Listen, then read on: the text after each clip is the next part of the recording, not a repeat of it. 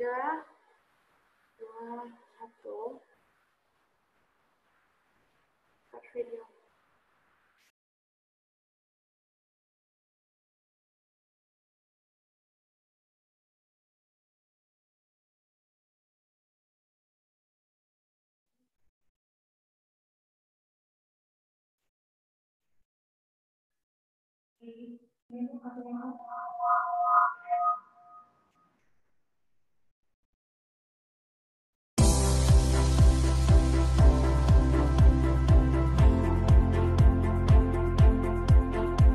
Dari apa yang saya lihat sangat menarik ya. Kenapa? Karena pengajarnya bukan hanya mengajarkan sebuah teori one way talking gitu, tapi dia mengajak semua murid yang ada untuk terlibat. Dan terlebih lagi kami sangat dibantu dan murid-murid sangat antusias bisa langsung mencoba dan aktif melalui interaktif proyektor.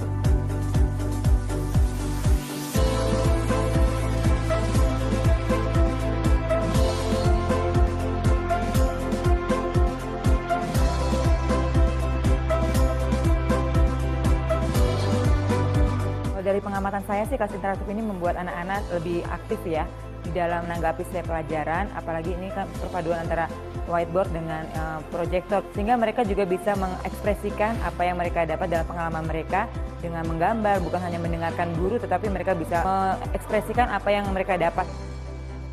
Aku paling suka itu saat kita bisa coret-coret whiteboardnya, terus itu kayak wow, itu menghemat waktu juga. Soalnya kalau misalnya pas kita coret-coret mau hapus, gampang tinggal pencet select doang itu langsung menghapus.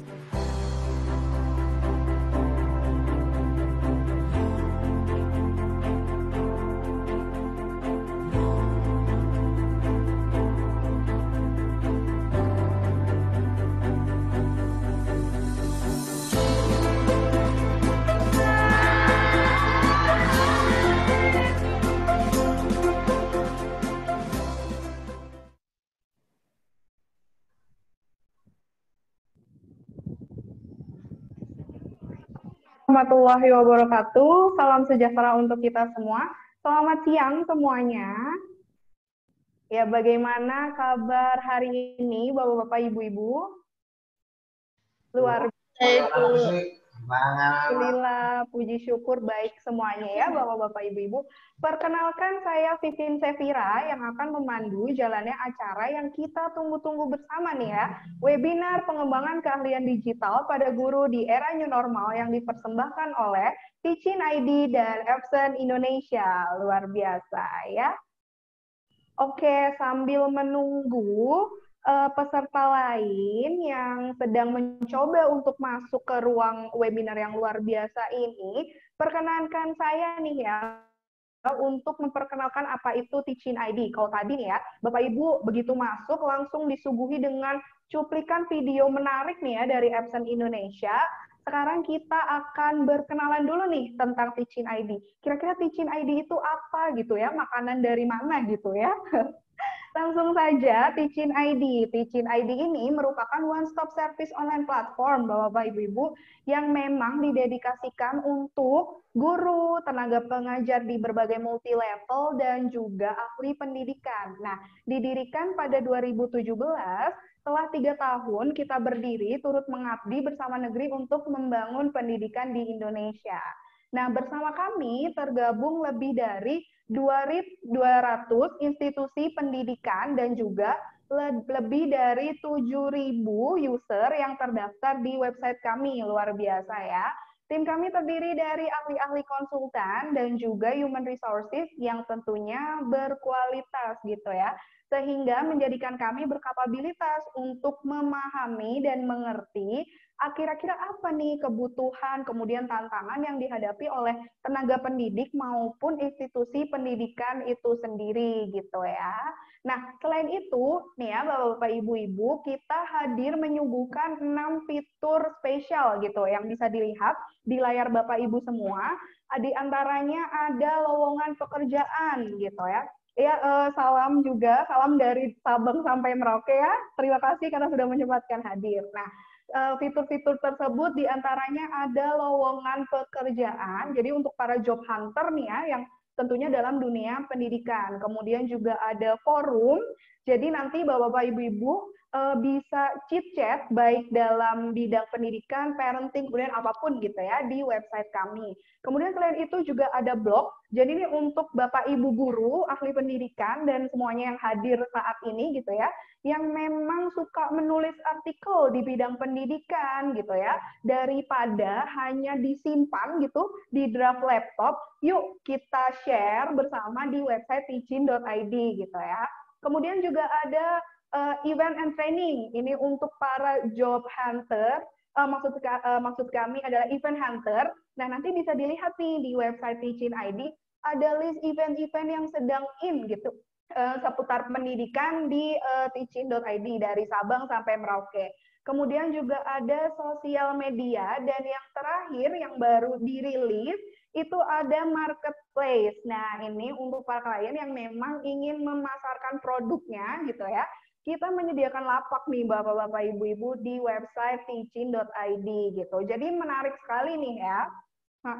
Nah, kemudian langsung saja nih ya, kita Bapak-Bapak Ibu-Ibu semua boleh nih cek-cek kepoin nih teaching.id itu gimana sih, mau langsung mencoba fitur-fitur yang tadi sudah saya sebutkan, bisa langsung dibuka di Google ID, kemudian bisa di typing teaching.id, kemudian bisa langsung registrasi, pre-registrasi, hanya membutuhkan nama, email, dan password gitu ya. Nah, selain itu teaching.id juga hadir di mobile apps, bisa dilihat di layar gitu ya, Bapak-Bapak Ibu-Ibu semua, sudah ada barcode yang di-share oleh tim kita gitu ya. Bisa langsung kalau Bapak-Bapak Ibu-Ibu semua sudah memiliki barcode bisa langsung di-scan di situ gitu. Selain itu kita juga hadir di sosial media, ada di Instagram, Twitter, LinkedIn, dan juga Facebook dengan username teaching.id. Nah, oke, sepertinya sudah mulai banyak peserta yang hadir gitu ya dalam ruang. Saya ingin menyapa dulu nih seluruh peserta gitu ya. Assalamualaikum Bapak-Bapak Ibu-Ibu. Waalaikumsalam. Iya. Bagaimana kabar hari ini? Waalaikumsalam warahmatullahi wabarakatuh. Saya ucapkan terima kasih kepada seluruh peserta yang tentunya dari Sabang sampai Merauke karena sudah meluangkan waktunya gitu ya untuk hadir di acara seminar webinar kita ini gitu ya. Nah, selamat datang juga kepada pembicara-pembicara yang luar biasa gitu ya. Bersama kita semua telah hadir pembicara-pembicara yang hebat, luar biasa, dan tentunya mumpuni di bidangnya. Nah, perkenalkan Bapak Indra Karismiaji. Selamat siang, Pak Indra. Selamat siang. Assalamualaikum warahmatullahi wabarakatuh. Iya, waalaikumsalam warahmatullahi wabarakatuh. Bagaimana kabar hari ini, Pak Indra? Alhamdulillah sehat, Mbak. Alhamdulillah. Semuanya sehat kan? Iya. Nah, Bapak Indra ini beliau merupakan praktisi dan konsultan pendidikan yang kalau berbicara tentang track record Pak Indra, aduh, sudah tidak perlu diragukan lagi ya Pak ya. Udah ahli berkecimpung di dunia pendidikan gitu ya. Nah, selain Pak Indra yang nggak kalah hebat, nggak kalah luar biasanya, juga telah hadir bersama kita semua Bapak Zanipar S.A. Siadari. Selamat siang Pak Zan. Selamat siang Mbak Vivin, selamat siang semuanya Bapak Ibu. Assalamualaikum warahmatullahi wabarakatuh, salam sejahtera semuanya.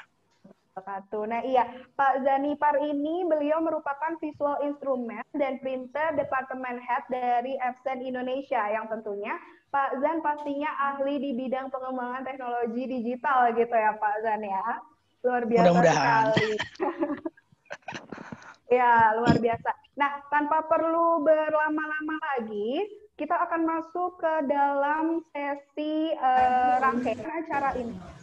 Saya akan menyampaikan beberapa hal penting untuk mohon di notes kepada seluruh peserta. Oke, di antaranya, pertama, seluruh peserta akan mendapatkan e-sertifikat. Jadi, sepulang dari webinar ini nggak hanya akan mendapatkan ilmu yang bermanfaat, tapi juga akan mendapatkan e-sertifikat. Nah, di layar Bapak Ibu semua ini sudah ada barcode yang bisa di-scan gitu ya, kalau memang sudah punya aplikasi barcode scanner. Tapi kalau yang belum download, nggak perlu khawatir karena di chatroom bisa dicek ya Bapak-bapak Ibu-ibu semua.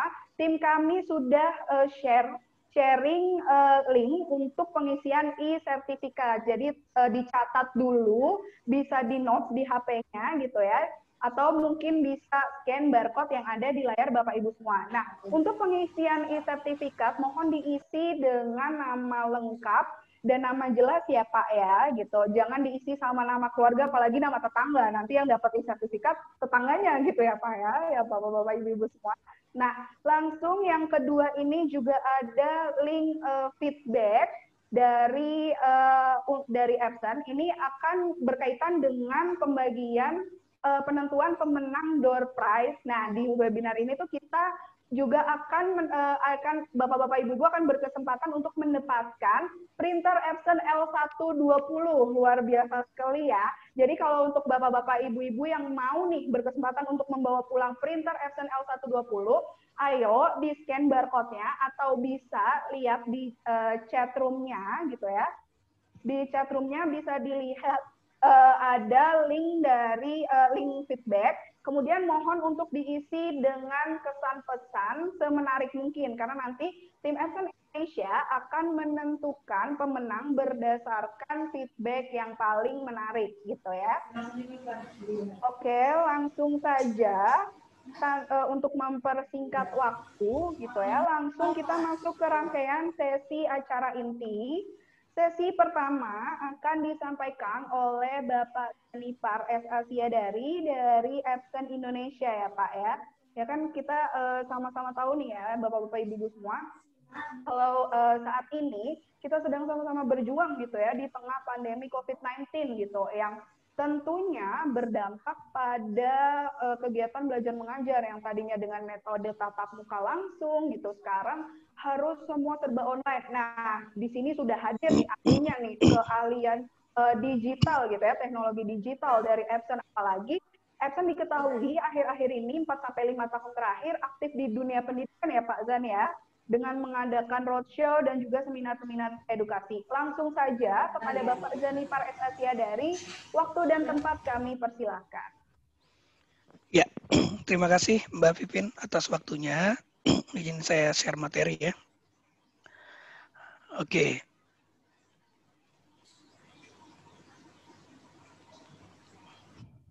Ya.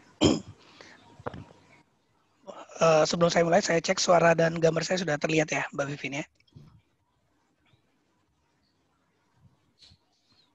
Oke, Assalamualaikum warahmatullahi wabarakatuh. Salam sejahtera untuk Bapak Ibu semuanya. Semoga semuanya dalam keadaan sehat, bersemangat, dan selalu berinovasi dari hari ke hari ya selama masa pandemik seperti ini. Jadi saya percaya Bapak Ibu semuanya dalam keadaan termotivasi saat ini.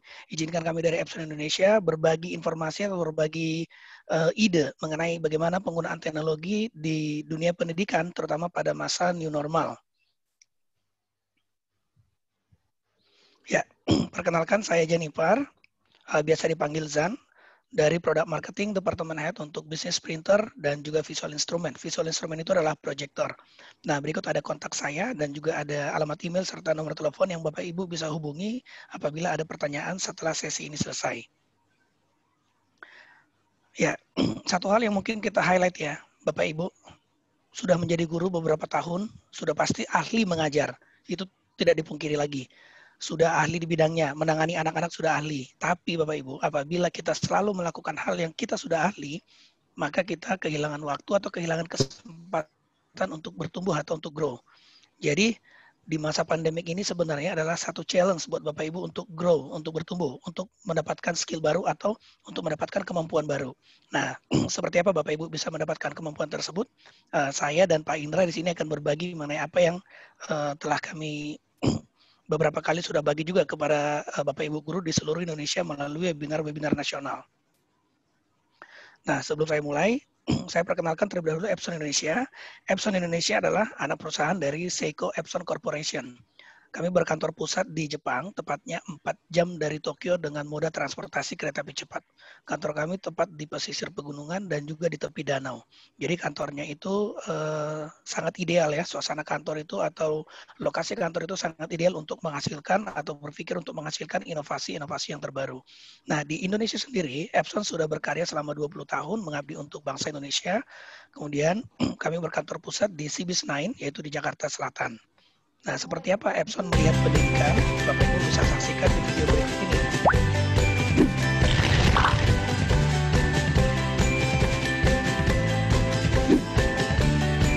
Ya, selama mengajar, pasti anak didik menggunakan panca indera untuk mendapatkan pelajaran yang diberikan oleh guru, yaitu penglihatan, melalui indera penglihatan dan juga melalui indera pendengaran. Serta satu lagi adalah melalui touch, menyentuh atau merasa. Nah, 94% guru di dunia percaya bahwasanya skill guru harus ditingkatkan terus-menerus supaya bisa menghasilkan pembelajaran yang cloud-based collaboration, flexible resource, dan juga blending learning atau blended learning. Nah, Epson dengan teknologi interaktif projector dan juga dengan teknologi printing mampu membantu proses pendidikan supaya siswa mendapatkan digital skill dan juga kreativitas skill. Tentunya hasil pembelajaran harus bisa nanti dihitung atau diukur seberapa meningkatnya kualitas dari pembelajaran tanpa menggunakan teknologi dibanding dengan menggunakan teknologi, terutama dengan teknologi yang terbaru. Nah, untuk mendapatkan collaborative learning, Epson memiliki teknologi interaktif projector yang dapat digunakan pada keseharian sehari-hari dalam mengajar. Kemudian juga kami memiliki teknologi printing yang bisa menghemat listrik dan menghemat biaya cetak. Dan kami juga melengkapi berbagai jenis aplikasi seperti iProjection, kemudian iPrint, dan juga iLabel. Semuanya bisa di-download di Play Store dan juga di App Store. Ya, seperti itu Epson mensupport atau mendukung sistem pendidikan yang ada di Indonesia. Nah, ini adalah kehadiran kami, yaitu kami berada di seluruh area Indonesia, termasuk juga Papua. Jadi tidak usah khawatir Bapak Ibu, dimanapun Bapak Ibu berada, Epson hadir untuk membantu tugas-tugas atau keseharian Bapak Ibu dalam mengajar. Nah, tadi sudah disampaikan, akan ada door prize yang memberikan feedback yang baik. Kemudian ada kontak tim saya di sini, itu ada Hesti dan juga Edwin. Oke, bagaimana pembelajaran di abad 21? Kita mengerti Bapak Ibu bahwasannya di Indonesia itu stakeholder dari pendidikan atau stakeholder dari dunia pendidikan itu adalah terlampir seperti gambar yang ada di presentasi saya. Jadi di mana itu ada siswa sebagai pusat pendidikan, sebagai center of education, di mana siswa-siswi ini diharapkan mendapatkan pengalaman belajar yang baik.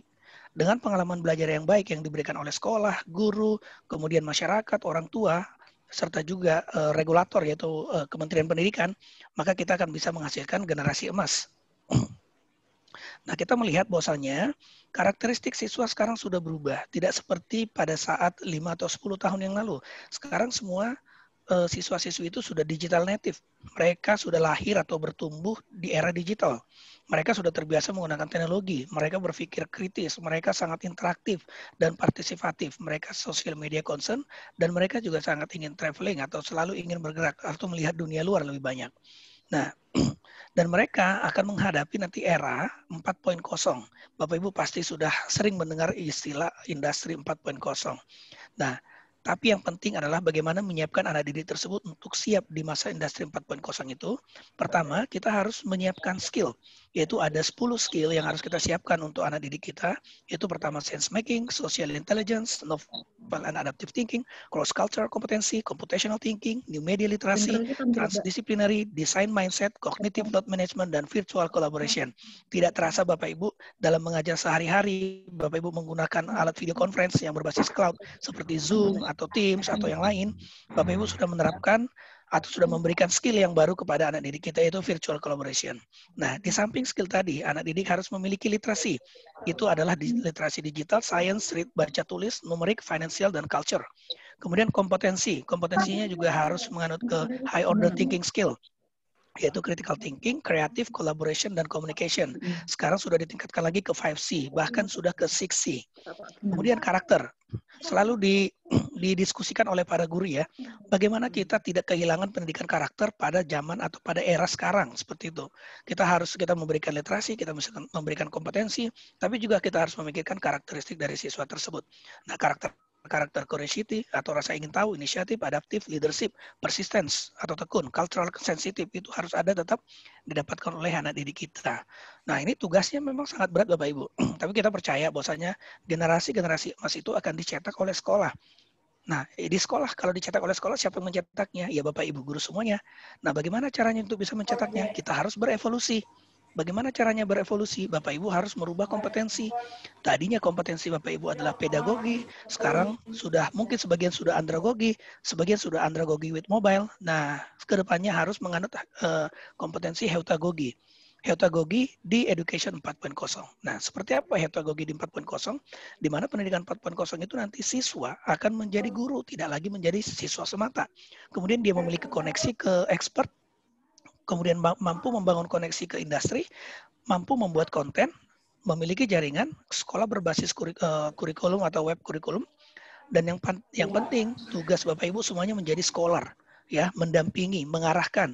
Tidak perlu harus bisa menjawab semua pertanyaan siswa. Yang penting tahu di mana sumber dari jawaban untuk pertanyaan siswa tersebut. Jadi Bapak Ibu guru tinggal mengarahkan saja. Sehingga kalau tadi guru berevolusi, classroom pun harus berevolusi. Jadi yang tadinya traditional classroom berubah menjadi smart education, di mana smart education itu menggunakan smart device, 1:1, kemudian solusi interaktif seperti yang ditunjukkan di kelas ini, kemudian menggunakan konten yang beragam, dan pendidikan selalu berbasis siswa, jadi bukan berbasis guru. Oke. Nah, guru harus ngapain?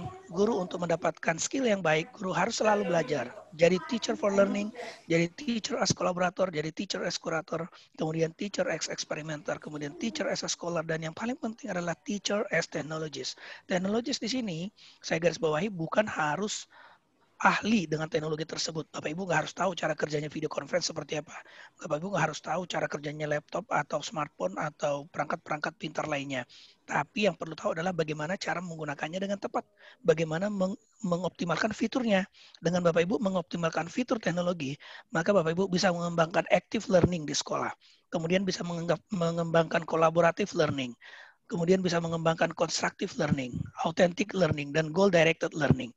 Nah, semua karakteristik dari learning ini yang termasuk dalam meaningful learning karakteristik harus menggunakan teknologi.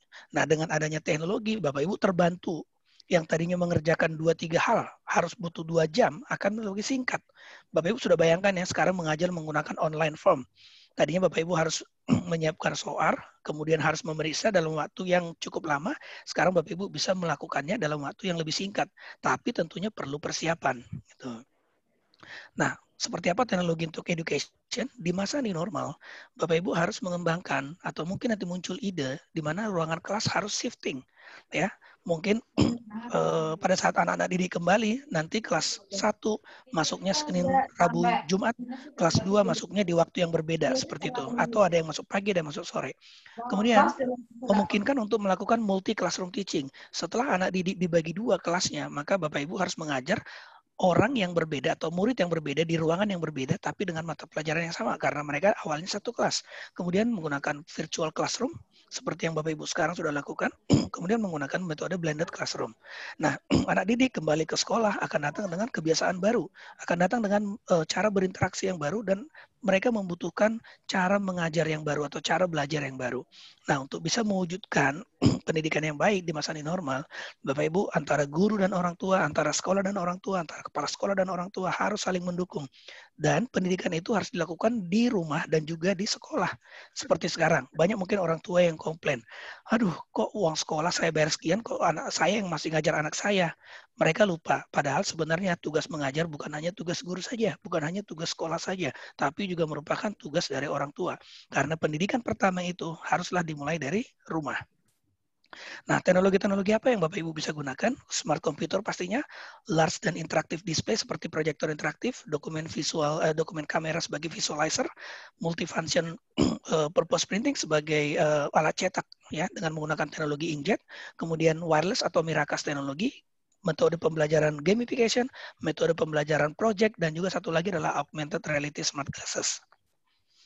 Nah, kita melihat bahwasanya teknologi yang ada yang terbaik untuk ruang kelas itu yang kita sarankan adalah teknologi 3LCD, di mana teknologi 3LCD ini akan menghasilkan gambar yang natural atau warna yang natural alami, kemudian tidak ada rainbow effect, tidak ada efek pelangi, kemudian menghemat listrik.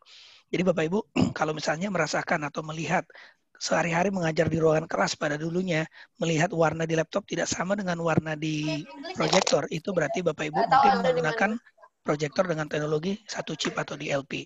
Nah, Bapak Ibu bisa lihat di video sebelah kanan ada warna yang terbuang, namun di video sebelah kiri yang di sini ya, perbandingan tidak ada warna yang terbuang. Nah, inilah yang menyebabkan kenapa warna yang dihasilkan oleh proyektor satu chip DLP tidak sama dengan apa yang ada di laptop Bapak Ibu. Kemudian yang kedua, ini sangat penting. Nah, kami melakukan survei kepada 6.000 guru dan 69% atau 70% merespon bahwasannya para Bapak Ibu guru mengalami masalah dengan warna. Nah, itu yang disebabkan oleh penggunaan teknologi satu chip tadi. Kemudian satu lagi yang Bapak Ibu tidak sadari, apabila Bapak Ibu melihat gambar atau video yang ada di presentasi saya, dua yang di sebelah kiri menggunakan satu chip DLP, kemudian yang paling kanan adalah Epson, tidak menggunakan satu chip DLP, melainkan menggunakan 3LCD. Nah, di hasil proyeksi Epson, Bapak Ibu tidak melihat gelombang warna, sehingga anak didik tidak akan terlukai matanya atau tidak terganggu matanya. Tapi Bapak Ibu, apabila menggunakan satu chip DLP, maka akan ada gelombang warna yang akan dilihat oleh Bapak Ibu semuanya dan juga oleh anak didik kita. Nah, ini yang tidak bagus untuk kesehatan mata mereka. Nah, pada saat pembelajaran seperti sekarang, Bapak Ibu mungkin ada yang harus berkeliling ke rumah siswa atau ke area-area tertentu. Maka Bapak Ibu bisa menggunakan dengan local wireless. Dengan local wireless, Bapak Ibu bisa koneksikan dan Bapak Ibu bisa mengajar dari handphone. Jadi Bapak Ibu harus menggunakan laptop. Jadi Bapak mengajar melakukan komposisi pada guru berkeliling. Bapak cukup membawa handphone yang sudah ada sehari-hari untuk menggunakan Android atau iOS, kemudian bawa satu proyektor Epson. Cukup, Bapak Ibu bisa mengajar dulu seperti layaknya mengajar di kelas. Semua materi pelajaran bisa ditampilkan dengan baik menggunakan wireless, jadi nggak pakai kabel lagi. Kemudian bisa juga menampilkan materi pelajaran dari flash disk dengan menggunakan PDF atau Moodle seperti Gmail. Aplikasi ini sudah tersedia, Bapak Ibu bisa download. Kemudian, pada pembelajaran interaktif di ruangan kelas, Bapak Ibu harus memastikan bahwasanya anak didik bisa melihat gambar dengan baik. Sehingga kita membagi bahwasanya di gambar ini ada 3 viewing ya. 3 viewing, yang pertama itu adalah analytical viewing, di mana anak didik bisa melihat gambar dan grafik teks dengan baik. Kemudian basic viewing hanya melihat gambar presentasi, kemudian passive viewing hanya bisa melihat video aja. Jadi kalau kita ilustrasikan dalam sebuah ruangan kelas, yang di kiri adalah kelas yang menggunakan display 65 inch, bisa jadi proyektor atau bisa juga TV. Mungkin beberapa sekolah dari Bapak Ibu yang hadir hari ini menggunakan TV. Nah, Bapak Ibu bisa lihat, sebagian siswa berada di warna hijau dan hijau tua, mereka bisa melihat gambar teks dengan baik. Tapi Bapak Ibu apabila melihat siswa yang duduk di area kuning dan juga area merah, mereka tidak akan bisa melihat gambar teks dengan baik. Mereka hanya bisa melihat video saja. Terlihat tapi tidak terbaca. Nah, kalau menggunakan proyektor dengan 100 inch seperti interaktif proyektornya Epson, maka gambarnya akan berubah seperti yang di sebelah kanan. Oke, semua siswa berada di area hijau dan hijau muda. Jadi sangat penting untuk menentukan berapa ukuran gambar dari presentasi atau dari proyeksi yang ada di ruangan kelas, terutama nanti apabila anak didik sudah kembali lagi ke ruangan kelas. Kemudian, apabila ruangan kelas Bapak Ibu dipisah menjadi 2, maka kelihatan seperti ini, Bapak Ibu akan memiliki sekelompok siswa di kelas 6A dan sekelompok siswa di kelas 6B. Bagaimana cara mengajarnya? Cukup menggunakan interaktif proyektor, sambungkan dengan jaringan, guru hanya perlu ada di kelas 6A saja. Mengajar dan menulis di papan tulis atau di digital whiteboard, maka semuanya akan terlihat langsung di kelas 6B. Atau sebaliknya, siswa menulis di kelas 6B, maka akan terlihat di kelas 6A. Nah, ini kita sebut dengan multi classroom teaching solution. Nah, sebagian siswa atau sekarang semua siswa masih berada di rumah. Bapak Ibu mengajar dengan menggunakan aplikasi video conference. Gunakan proyektor interaktif, sambungkan dengan perangkat video conference Ibu, misalnya contoh Zoom, bisa MS Teams, bisa Google Meet, dan bisa yang lain. Kemudian Bapak Ibu hanya perlu mengajar, menulis di papan tulis di digital whiteboard yang dimiliki oleh proyektor secara bersamaan, maka gambar Bapak Ibu akan terlihat di layar laptop atau di layar handphonenya siswa. Jadi mereka akan melihat atau akan belajar seperti layaknya mereka melihat Bapak Ibu mengajar di ruangan kelas. Nah, ini sangat sangat menarik. Nanti kita bisa lihat videonya seperti ini.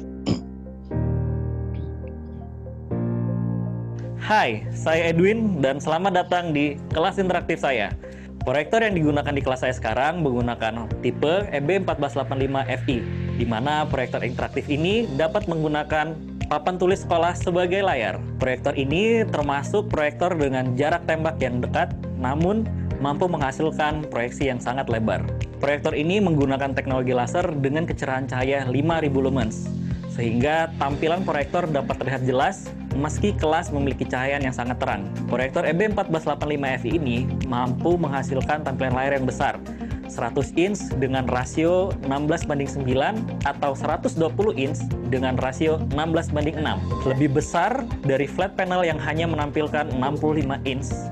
Di masa pandemi seperti sekarang, banyak hal yang harus kita sesuaikan. Salah satunya adalah skenario pembelajaran. Dengan interaktif proyektor ini, saya menciptakan sebuah skenario pembelajaran baru yang saya sebut Distance Learning Class, di mana interaktif proyektor ini dapat terhubung dengan dua kelas yang berbeda. Dengan fitur screen share yang ada di proyektor ini, saat saya mengajar di kelas A, kelas B dapat melihat pelajaran yang sama secara bersamaan. Dan apa yang saya tulis di kelas A juga dapat terlihat di kelas B.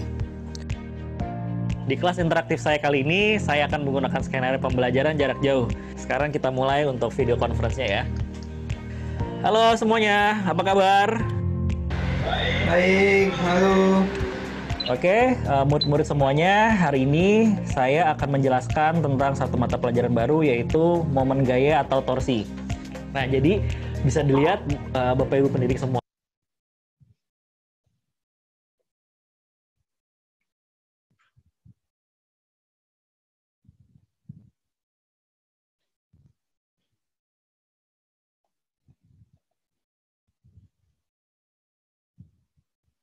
Semuanya bahwa selain saya mengajar, saya juga bisa langsung melihat aktivitas murid-murid saya langsung di interaktif proyektor ini.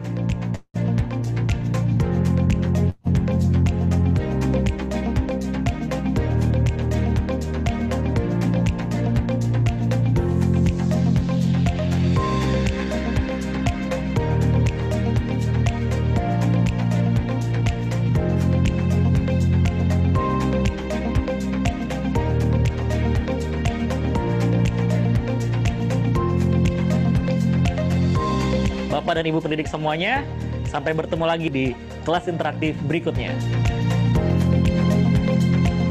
Ya, jadi untuk mendapatkan pembelajaran seperti ini, Bapak Ibu cukup menggunakan proyektor interaktif.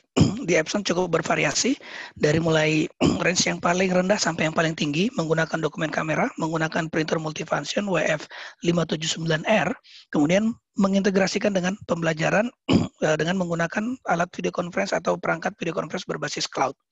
Nah, semuanya Bapak Ibu akan bisa dapatkan seperti yang tadi, bisa interaktif, bisa touchscreen, kemudian semua materi yang Bapak Ibu ajarkan itu berada di digital whiteboard, jadi tidak akan hilang. Bisa langsung Bapak Ibu kirim ke alamat email siswa, atau ke alamat email orang tua, atau juga ke alamat email kepala sekolah bila dibutuhkan, serta bisa langsung dicetak di printer.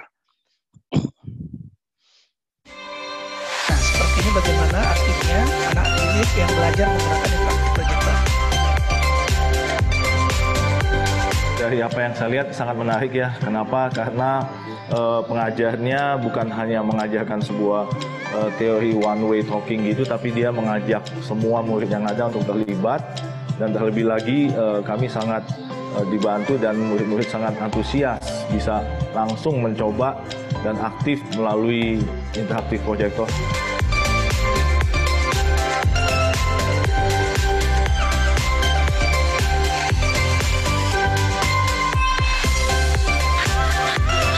Mereka bisa menulis bersama-sama walaupun 2 atau 3 siswa. Dari pengamatan saya sih, kelas interaktif ini membuat anak-anak lebih aktif ya di dalam menanggapi setiap pelajaran, apalagi ini kan perpaduan antara whiteboard dengan proyektor, sehingga mereka juga bisa mengekspresikan apa yang mereka dapat dalam pengalaman mereka dengan menggambar, bukan hanya mendengarkan guru, tetapi mereka bisa mengekspresikan apa yang mereka dapat.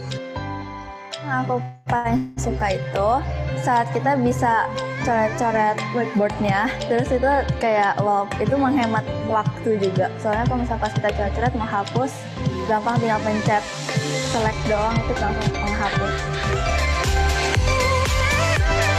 Siswa-siswi terlihat sangat fun dalam belajar, menyenangkan. Mereka bisa tas, mereka bisa tulis, mereka bisa hapus dengan tangan tanpa khawatir tangannya kotor. Ya, itulah tadi pembelajaran dengan menggunakan interaktif projector di ruang kelas. Kemudian, Bapak Ibu, saya tahu bahwasanya Bapak Ibu sekarang melakukan pengajaran, pembelajaran jarak jauh, baik yang online learning maupun yang offline learning, luring atau daring.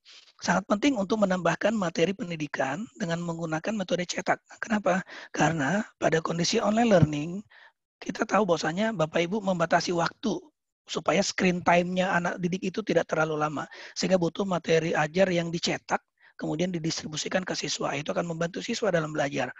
Dan di offline learning atau di luring, banyak siswa yang tidak memiliki handphone atau gadget, banyak siswa yang tidak memiliki sinyal yang baik. Mereka belajar dari TV atau radio, tapi itu pun tidak cukup. Maka Bapak Ibu sekolah harus menyediakan materi ajar yang dicetak yang bisa didistribusikan kepada siswa-siswi. Jadi mereka akan terbantu dalam proses pembelajaran sehari-hari. Nah, dengan menggunakan printer Epson, maka Bapak Ibu bisa atau guru-guru bisa mencetak dengan menggunakan email.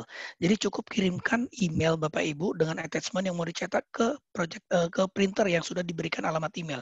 Sehingga nanti Bapak Ibu akan bisa mencetak dokumennya walaupun Bapak Ibu ada di rumah, printernya di sekolah. Nah, yang penting Bapak Ibu bisa terhubung dengan internet saja. Kemudian anak didik juga bisa mengumpulkan tugas dengan menggunakan metode email print seperti ini. Jadi begitu emailnya dikirim ke printer yang ada di ruangan sekolah atau di ruangan kelas, maka dokumennya tercetak. Setiap satu kelas bisa diberikan satu printer, satu alamat email.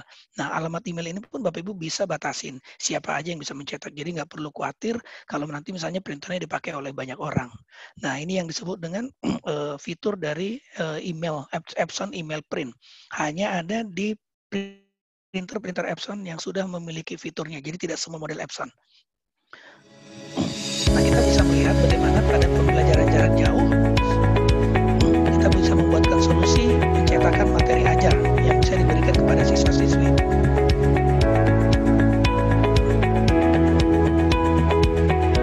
Hai, saya Edwin dan selamat datang di kelas saya. Kali ini saya ingin mencetak materi pembelajaran saya dari laptop melalui printer multifungsi dari Epson ini. Hasil cetakan dari printer ini nanti akan didistribusikan ke orang tua murid supaya murid-murid tetap bisa belajar di rumah.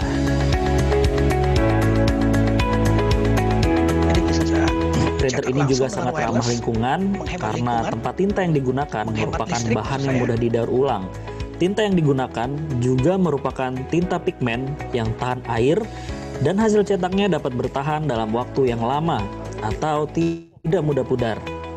Kapasitas tinta untuk printer ini juga banyak, yaitu mencapai 50.000 lembar untuk yang hitam dan 20.000 lembar untuk yang berwarna. Ini berguna untuk meminimalisir proses penggantian tinta.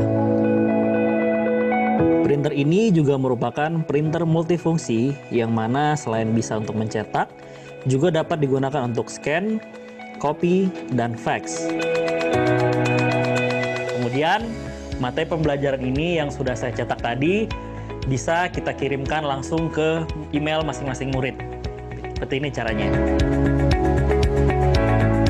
Letakkan dokumen yang ingin di-scan pada ADF. Kemudian pilih menu scan, scan to email, pilih kontak. Pada bagian ini, untuk daftar-daftar siswa, Bapak dan Ibu pendidik bisa menggunakan database sekolah atau kelas yang sudah tersedia. Kemudian, tentukan nama siswa yang ingin kita kirimkan, lalu pilih button scan.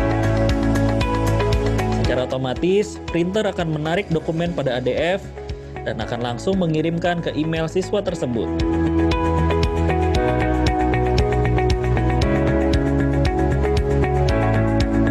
Printer ini dapat mendukung pembelajaran dalam masa pandemik seperti sekarang ini.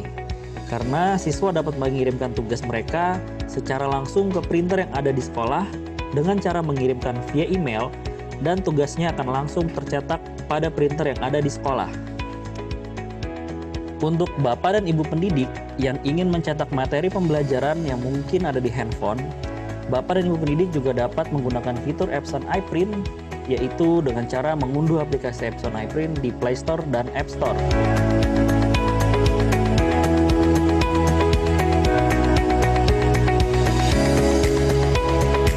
Ya, jadi Bapak Ibu bisa mencetak langsung dari handphone, dan jangan lupa selalu menggunakan printer berteknologi inkjet seperti yang sudah dimiliki oleh Epson untuk menghemat listrik dan untuk menjaga supaya dunia kita lebih awet. Nah, untuk mendapatkan atau untuk melakukan solusi ini, Bapak Ibu bisa menggunakan printer WF-C579R, sudah memiliki fitur print, scan, copy, fax dengan ADF, teknologinya inkjet jadi hemat listrik, kemudian juga ramah lingkungan, kemudian tidak mengeluarkan atau mengemisikan karbon, baik untuk kesehatan, memiliki kapasitas tinta yang besar, sehingga hasil cetaknya cukup murah, kemudian bisa duplex juga, dan sangat mudah dioperasionalkannya, itu yang paling penting. Ya, sekian dari saya, Bapak Ibu, orang hebat bisa melahirkan beberapa karya bermutu, tetapi guru bermutu bisa melahirkan ribuan orang hebat. Jadi Bapak Ibu, jadilah menjadi guru yang bermutu untuk menghasilkan atau melahirkan ribuan orang yang hebat. Sekian presentasi dari saya. Terima kasih. Sehat selalu. Assalamualaikum warahmatullahi wabarakatuh. Salam sejahtera untuk kita semuanya. Terima kasih. Saya kembalikan kembali.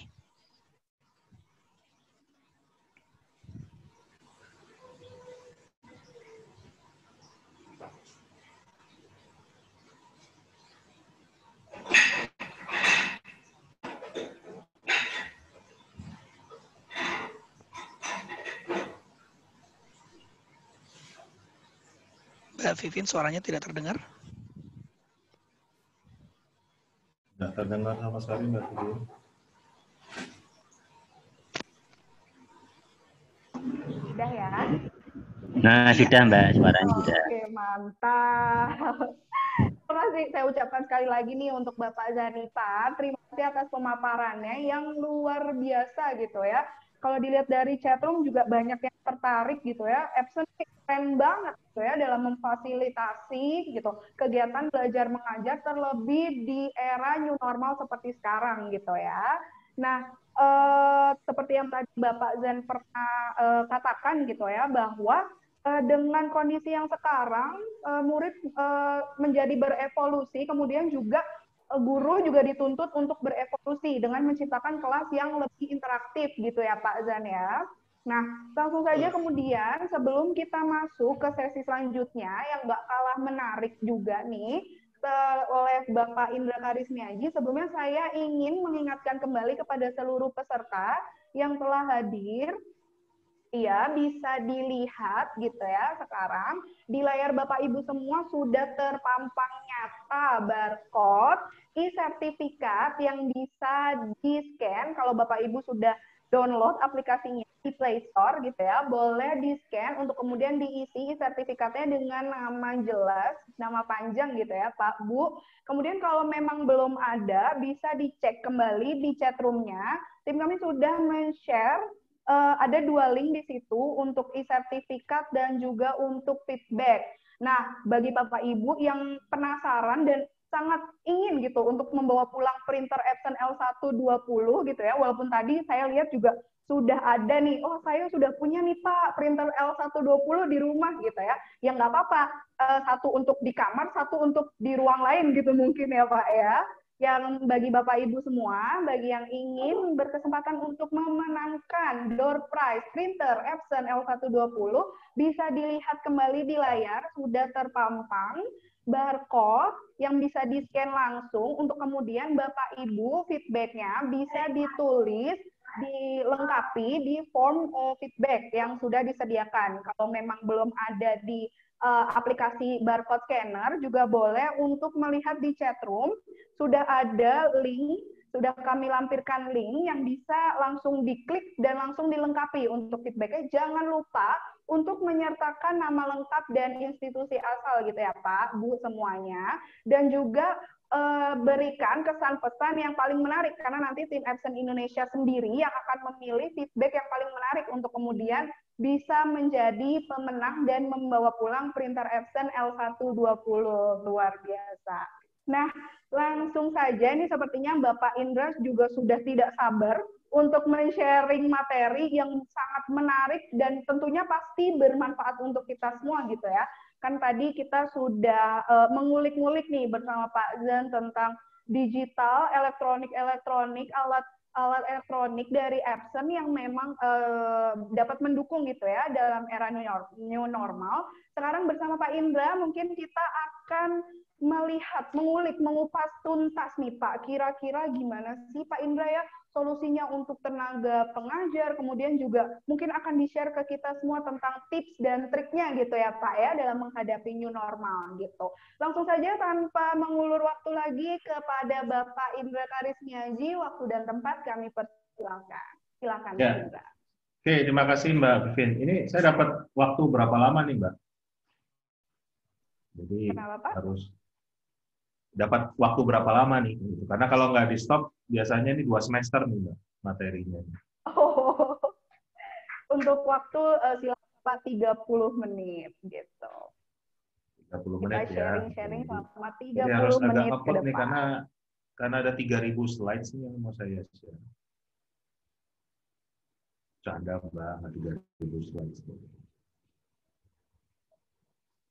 Oke, sudah terlihat materi saya?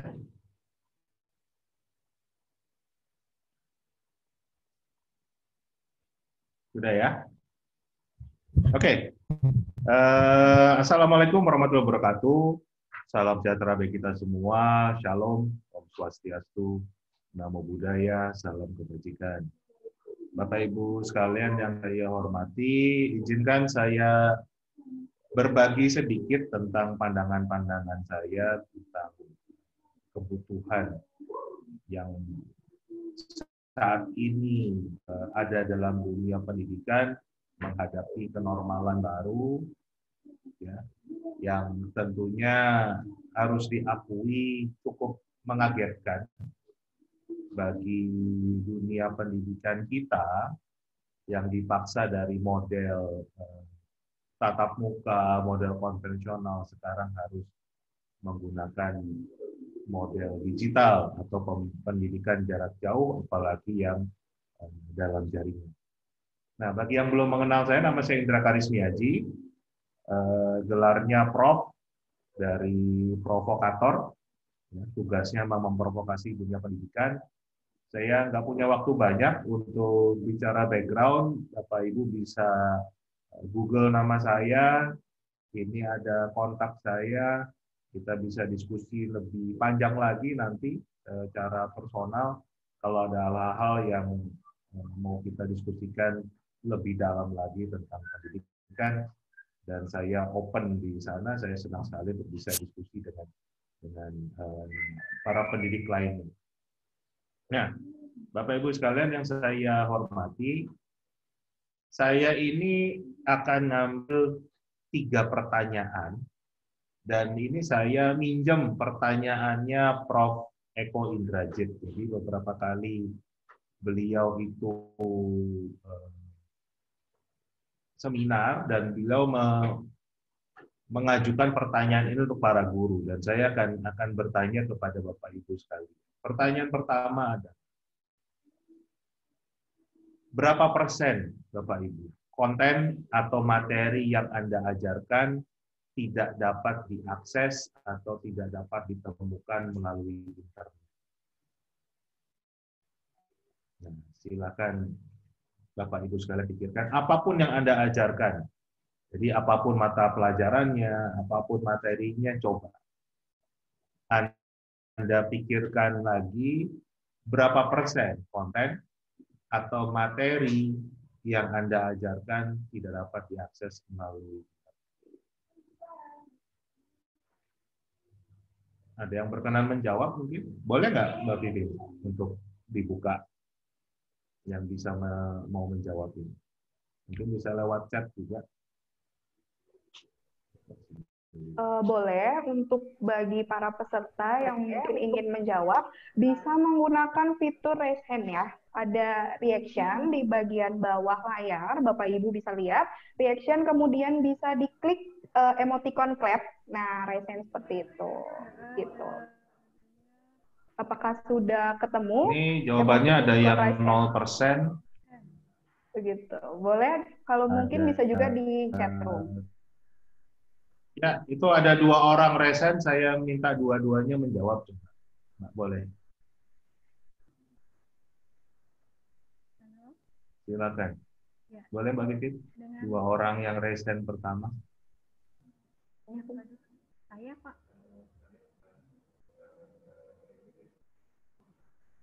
Halo? Assalamualaikum.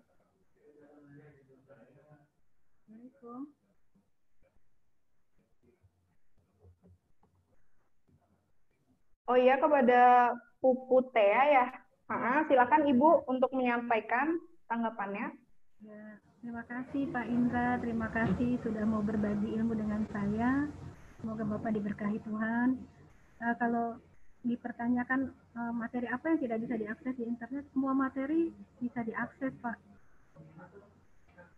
Semua materi yang saya ajarkan bisa diakses via internet.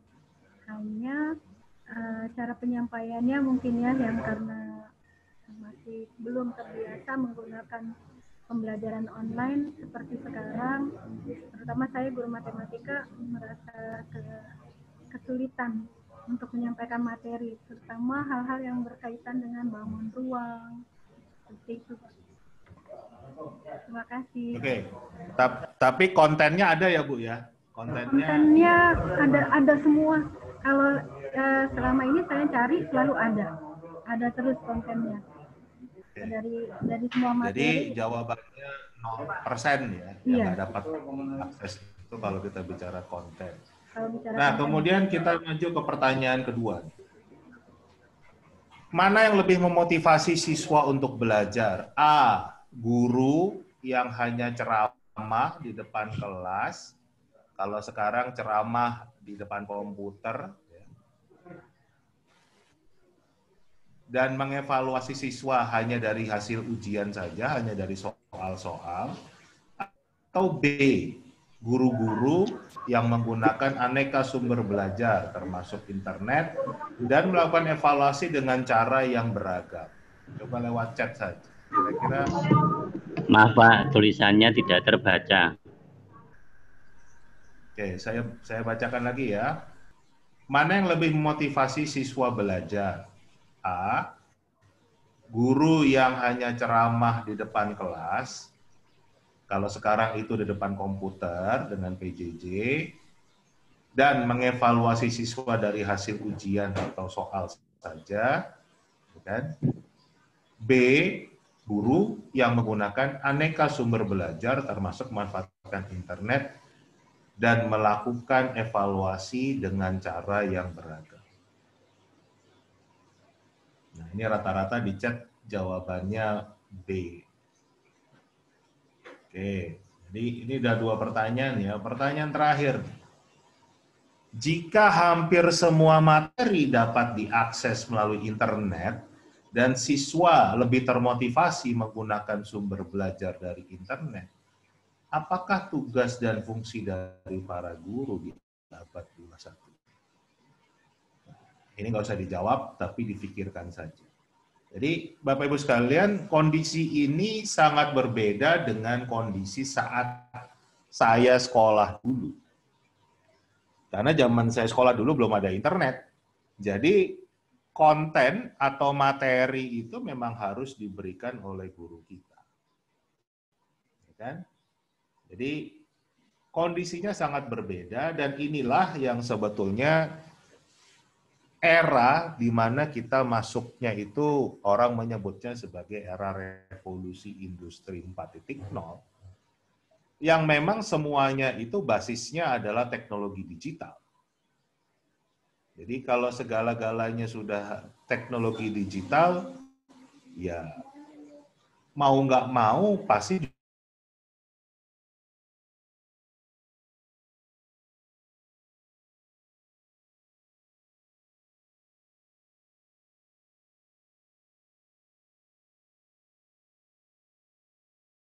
teman satu SMA.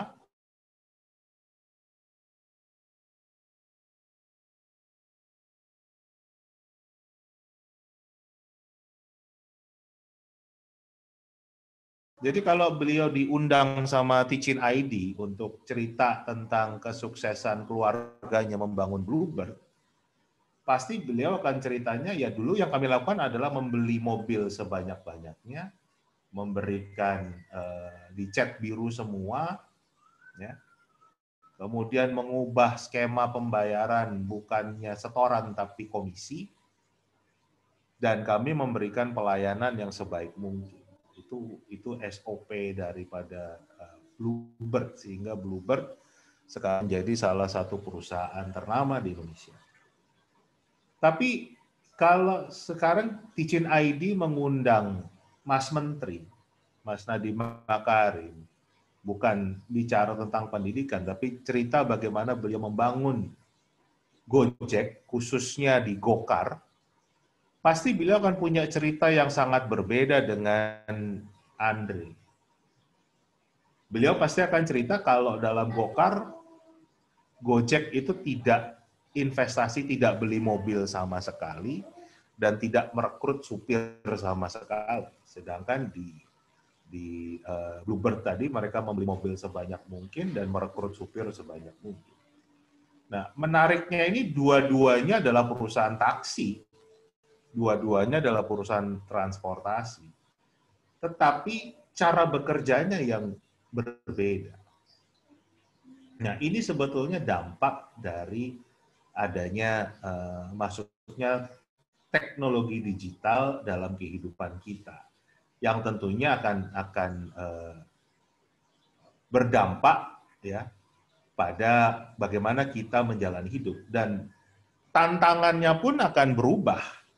Beberapa kajian, beberapa referensi yang sering dipakai untuk melihat tantangan di revolusi industri 4.0, salah satunya adalah dari McKinsey. McKinsey ini di tahun 2017 ya membuat kajian yang judulnya Job Loss, Job Gain, mengestimasikan di tahun 2030 ada sekitar 2,66 miliar orang pekerja di dunia ini. Tapi ada sekitar 400 sampai 800 juta manusia yang pekerjaannya akan digantikan oleh teknologi, oleh robot, oleh komputer, ya, oleh mesin, kan gitu. Ya kita lihat sekarang di Jakarta dan di beberapa tempat sudah nggak ada lagi pekerjaan sebagai penjaga pintu tol, nggak ada pekerjaan lagi sebagai juru ketik misalnya. Nah, inilah contoh-contoh pekerjaan yang akan digantikan oleh teknologi atau mesin. Mereka juga membuat estimasi ada sekitar 75 sampai 375 juta manusia yang harus berganti profesi. Karena tadi perubahan teknologi tadi, teknologi banyak mengganti pekerjaan manusia. Jadi ini angka yang besar, Bapak Ibu sekalian. Ini kalau kita bicara tentang menyiapkan anak-anak didik kita menghadapi masa depan, kita tidak boleh melupakan kajian-kajian internasional seperti ini. Karena kalau tidak, kita berpikir sedang menyiapkan anak menghadapi masa depan, tapi faktanya malah kita siapkan menghadapi masa lampau, kan? Ada kajian lain dari Institute of Museum and Library Services yang menunjukkan bahwa kalau di abad 20 itu manusia rata-rata tidak pernah berganti pekerjaan. Kalaupun berganti pekerjaan maksimal hanya 2 kali. Itu manusia di abad 20 seperti itu ya. Dan dengan demikian mereka cukup menguasai satu hal. Karena nggak pernah ganti pekerjaan. Kalau lulus jadi guru, pensiun jadi guru. Ya cukup tahu tentang caranya jadi guru saja. Lulus jadi tentara, mungkin pensiun jadi satpam. Itu hanya 2 kali berganti pekerjaan. Jadi menguasai hal yang dikuasai cukup 1, maksimal 2. Sedangkan di abad 21 ini ternyata rata-rata anak-anak kita itu akan berganti pekerjaan antara 10 sampai 15 kali. Ini lonjakan yang cukup besar. Dari tidak pernah berganti pekerjaan, sekarang harus berganti pekerjaan 10 sampai 15 kali. Dan dengan demikian mereka harus menguasai banyak hal. Jadi tidak bisa hanya apa yang mereka pelajari saja di sekolah, waktu kuliah, kan gitu. Karena bisa jadi apa yang mereka pelajari ilmunya saat kuliah, saat mereka lulus sudah absolut tidak terpakai lagi karena tadi perubahan teknologi yang begitu cepat. Dan kita bisa melihat contohnya perubahan dari teknologi Nokia ke BlackBerry ke Android. Itu kan perubahan 3 teknologi yang sangat besar, tetapi perubahannya terjadi kurang dari 20 tahun. Kan jadi kita bicara ya memang itu seusia orang kuliah kan begitu. Misalnya saat kuliah itu belajarnya tentang teknologi Nokia, lulus ternyata orang semua pakainya BlackBerry. Jadi kalau mereka mau terjun di dunia komunikasi, teknologi komunikasi ini harus belajar tentang teknologinya BlackBerry.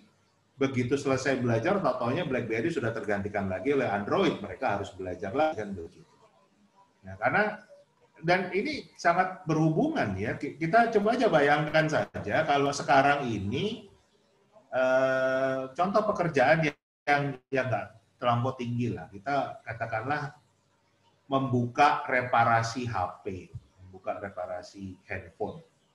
Tapi yang bisa diterima itu hanya mereparasi handphone Nokia. Kira-kira bisa bertahan hidup nggak? Orang yang membuka UMKM ini membuka reparasi servis HP Nokia saja. Bisa jadi enggak. Kenapa? Karena mungkin biaya untuk memperbaiki HP Nokia dengan beli Android baru bisa jadi lebih murah Android baru. Katanya sekarang 200.000 bisa dapat Android kan. Sedangkan spare part handphone Nokia dapat dari mana kan? Mungkin harus dari Spanyol. Alias separohnya nyolong kan. Nah, Bapak Ibu sekalian, inilah yang hal-hal yang harusnya menjadi perhatian kita, harus mendasari bagaimana mendesain pendidikan di era yang disebut era new normal ini. Dan yang terakhir ada kajian dari Forum Ekonomi Dunia tahun 2018, ini juga sangat mengagetkan sebetulnya, diestimasikan 65% dari siswa yang saat ini duduk di bangku SD, ya, anak-anak kita, anak-anak didik kita itu nantinya akan bekerja pada bidang yang hari ini bidangnya aja belum tercipta. Sekali lagi ya, 65% itu angka yang besar, lebih dari setengah, ya kan, lebih dari separuh. Dari siswa-siswa yang saat ini duduk di bangku SD, nantinya akan bekerja pada bidang yang hari ini belum tercipta. Nah, ini kan berhubungan kan? Kalau kita ngelihat kajiannya McKinsey, mengatakan bahwa ada 400 sampai 800 juta pekerjaan yang akan digantikan mesin, ada 75 sampai 375 orang yang harus 375 juta orang yang harus berganti profesi. Ya, ini masuk akal. Kenapa? Karena 65% dari anak-anak kita ini nanti harus bekerja di bidang yang baru.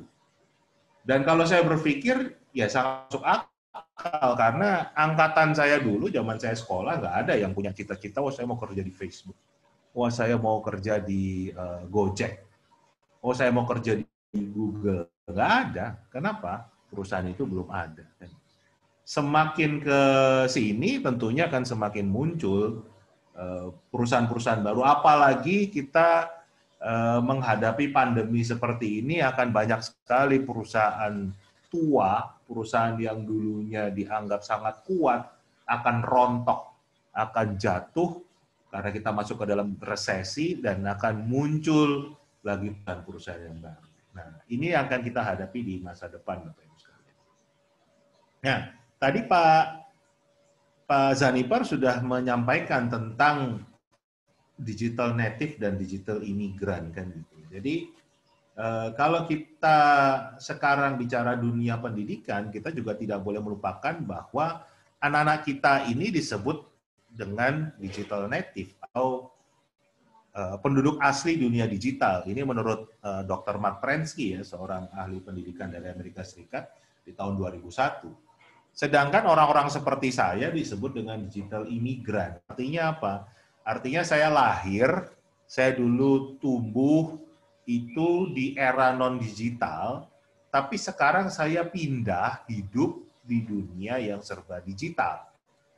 Nah, jadi itulah yang perbedaan ini sangat mendasar. Mark Prensky mengatakan ada 4 hal yang membedakan dua generasi ini. Yang pertama adalah era saya dulu, yang namanya imigran ini hidup di era dengan informasi yang sangat terbatas. Sedangkan era sekarang adalah era yang informasinya tidak terbatas. Bahkan kebanyakan, banyak informasi-informasi yang nggak penting kita bisa akses.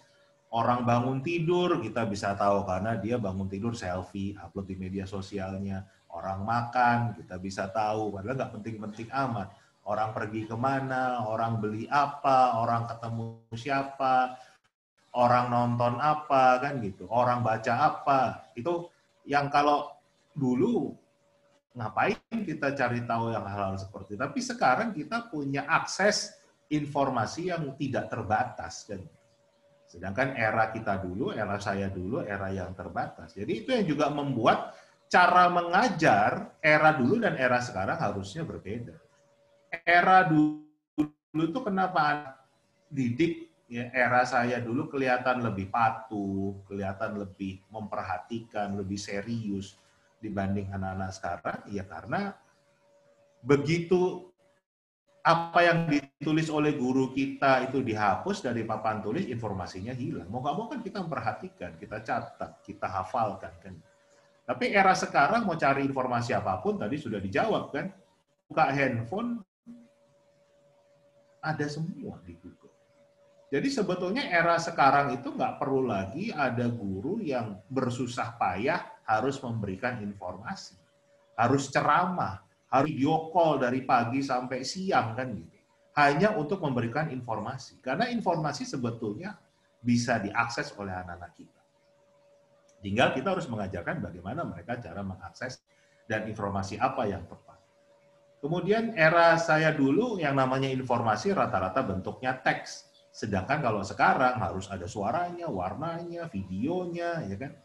Jadi itu yang membuat memang berbeda, karena bukan berarti era saya dulu nggak suka ada videonya, pastinya suka. Tapi zaman dulu dapetin ada warnanya aja susah sekali, kan. Nah, jadi eranya yang berbeda. Kemudian karena dulu kami informasinya itu dapatnya dari buku, makanya cara berpikir kami itu sekuensial, artinya urut. Kenapa? Karena kita baca buku itu kan dari halaman 1, halaman 2, halaman 3, halaman 4, kan jadi urut, sequence. Kita baca buku tuh nggak mungkin bisa mulai dari halaman 87 dulu, balik ke 52, lari lagi ke halaman 66, balik lagi nanti ke halaman 13, enggak. Tapi kita baca buku dari 1, 2, 3, 4, 5. Dan itu yang membuat model ini kita cara bekerjanya adalah single tasking. Sedangkan anak-anak kita cara berpikirnya paralel, karena mereka dengan mencari ke Google, mereka bisa mencari informasi langsung dan bersamaan, nggak harus nunggu dulu selesai halaman 1 baru halaman 2, bab 1 baru bab 2, kan gitu. Mereka bisa paralel. Bab 1, bab 2, bab 3 kalau bentuknya buku, mereka bisa bersamaan mencari inti pokoknya langsung dengan Google ini, dengan internet. Dan itu yang membuat cara bekerja mereka itu multitasking, bisa banyak hal dalam satu waktu. Nah, tapi sayangnya sampai sebelum pandemi ini banyak sekali insan pendidikan, dunia pendidikan yang justru punya resistensi tinggi terhadap gawai, terhadap dunia digital, kan. Ini contohnya ada sebuah tulisan di Kompas oleh Pak Haidar Bagir, ya kan, yang menulis sekolah anti gadget. Kemudian saya jawab juga, ya, karena pertanyaan saya kan mudah kan. Kita ini sedang menyiapkan anak-anak kita menghadapi masa depan, atau kita siapkan ke masa lampau. Ada juga nih sebelum pandemi kita temukan seperti ini. Bagaimana guru tuh menghancurkan HP anak di kelas kan?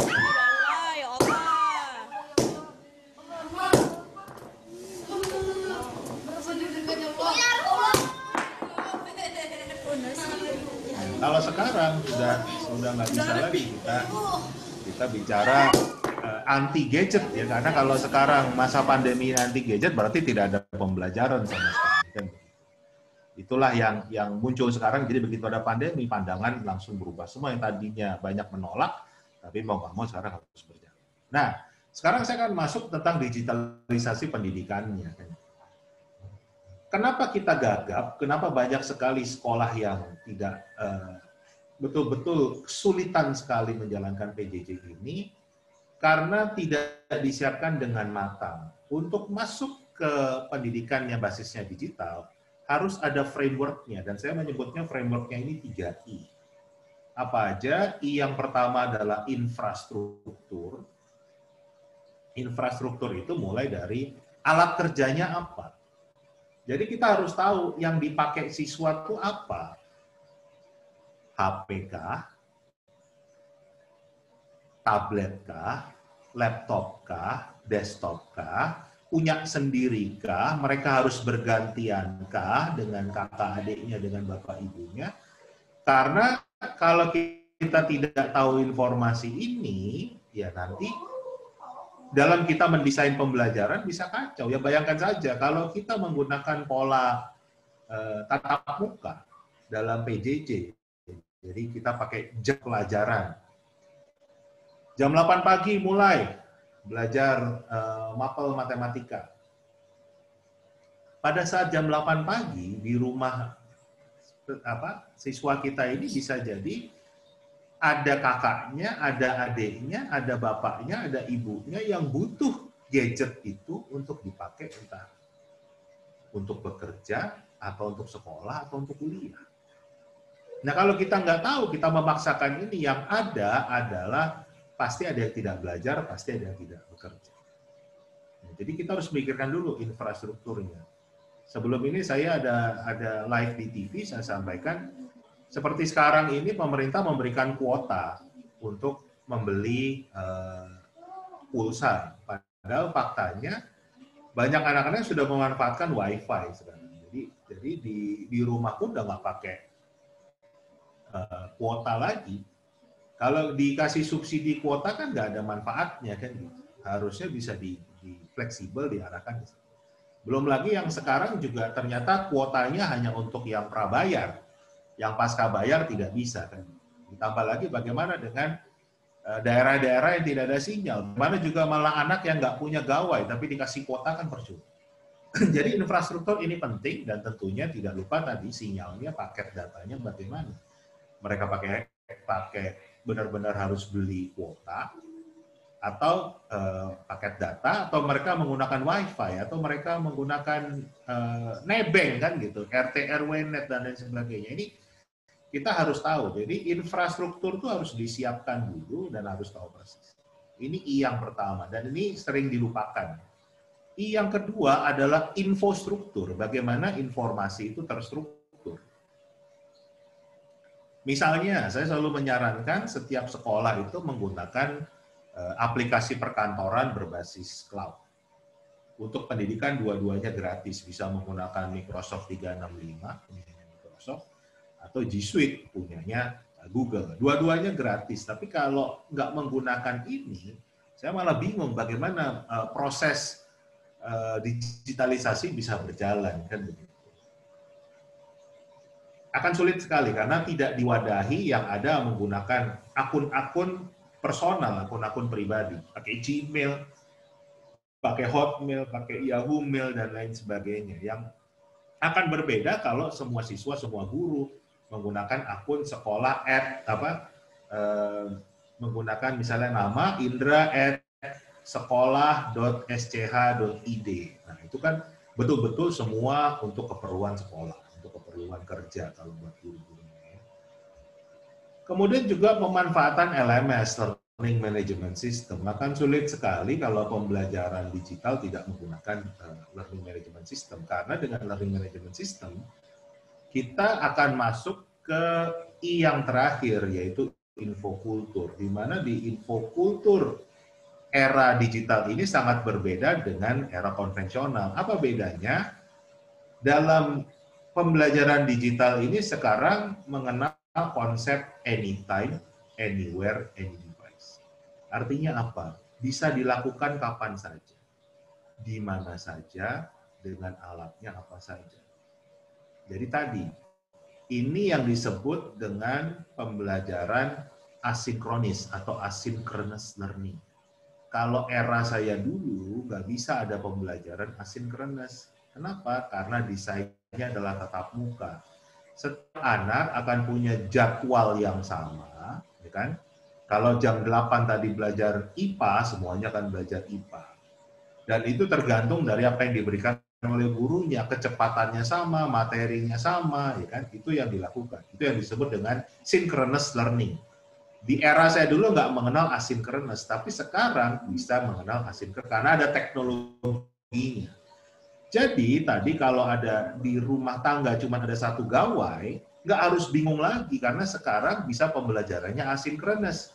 Artinya kakaknya bisa pakai jam 8, nanti adiknya jam 10, bapaknya jam 12, ibunya nanti jam 1, dan lain sebagainya. Jadi bisa diatur, semuanya bisa bergantian memanfaatkan karena materinya tidak sinkronis lagi, tapi asinkronis.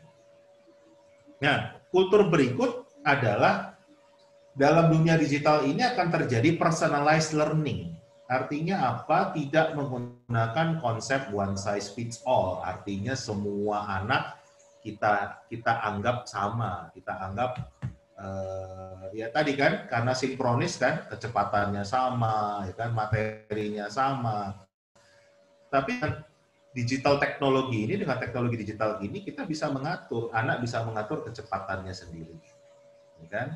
Kemudian guru bisa membantu siswa berdasarkan kebutuhannya. Jadi tidak lagi guru harus fokus ke materi, konten, wah semuanya harus mengajarkan ini. Itu kan yang sibuknya guru di era konvensional seperti itu, sibuk dengan materi. Karena materinya harus disiapkan. Sedangkan kalau sekarang materinya sudah ada semua. Tadi kita sudah sepakat ya. Materinya ada semua. Nah, tinggal bisa nggak kita mengajarkan anak-anak kita untuk mendapatkan materi tersebut. Nah, jadi kalau kita melihat ini ada banyak ketakutan dengan teknologi digital ini. Katanya takut kalau wah sekarang berarti guru-guru bisa digantikan oleh mesin, ya, oleh teknologi. Ya. Nah, kalau Bapak Ibu membaca kajiannya McKinsey tadi, salah satu profesi yang tidak tergantikan adalah profesi pendidik. Kenapa tidak tergantikan? Nah, ini kalau Anda suka membaca, saya sarankan membaca bukunya Angela Duckworth yang judulnya Grit. Beliau mengatakan, kenapa guru tidak tergantikan? Beliau menjelaskan tentang adanya latihan dan latihan yang terstruktur. Bahasa beliau adalah practice versus deliberate practice. Jadi practice itu adalah latihan yang sendiri. Beliau mencontohkan, tiap hari beliau lari pagi. Kan? Tapi setelah berbulan-bulan lari pagi, beliau melihat kok kecepatan lari saya nggak berubah. Berat badan saya juga nggak turun, kan gitu. Jadi ya sudah menjadi sebuah kebiasaan. Kan? Ini akan sangat berbeda kalau menggunakan pelatih. Jadi kenapa atlet itu selalu punya pelatih, padahal kita kan tahu kemampuan si atlet pasti lebih hebat daripada pelatihnya. Tetapi pelatih itu selalu dibutuhkan oleh semua atlet. Kenapa? Nah, karena fungsi orang lain ini, ya. Nah, saya juga pernah kalau punya waktu yang panjang untuk memberikan pelatihan pada guru-guru, saya sering mengajak mereka fitness bareng. Ya, lebih aneh lagi kan? Pelatihan guru tapi diajak fitness bareng, apa hubungannya? Saya biasanya minta mereka untuk mencoba ngangkat barbel, bench press misalnya. Nah, ternyata karena mereka tidak terbiasa kan, ngangkat satu kali aja sendiri nggak kuat kan. Berat Pak kan. Nah, saya selalu mengatakan, oke, sekarang saya bantu ya. Apa yang saya lakukan? Saya hanya menempelkan jari saya di besi barbel tadi, dan kemudian saya bantu hitung. Ayo angkat, 1. Nah, ternyata dengan saya melakukan ini, yang tadinya nggak kuat, jadi kuat. 2, 3, bahkan sampai 10 kali. Jadi satu repetisi 10 kali bisa dilakukan oleh orang yang tadinya pertama kali ngangkat sendiri nggak kuat. Padahal saya hanya membantu bukan dengan kekuatan saya. Saya hanya membantu dengan menempelkan jari saya dan kemudian berhitung. Menghitung. Ayo 1. Jadi inilah kekuatan manusia. Inilah kenapa guru tidak akan tergantikan. Jadi guru bukan memberi informasi, tapi fungsi guru itu ada 3. Yang pertama adalah sebagai leader, sebagai pemimpin, yang memberikan contoh, yang menunjukkan arah kemana pembelajaran ini. Jadi bukan masalah kontennya, tetapi kompetensi apa yang harus dimiliki oleh siswa dengan ikut pembelajaran mereka. Inilah posisi guru sebagai leader. Yang kedua, guru itu sebagai fasilitator. Orang yang bisa memfasilitasi bagaimana siswa itu belajar. Mendapatkan informasi dari mana, mengembangkan diri bagaimana, memfasilitasi proses belajar mengajar ini. Guru bukan pemberi informasi, guru juga bukan sebagai hakim yang memberikan, oh kamu nilainya 8, oh kamu nilai 9, kamu nggak naik kelas, kamu bukan ke sana, tapi guru harusnya memfasilitasi proses belajar mengajar ini.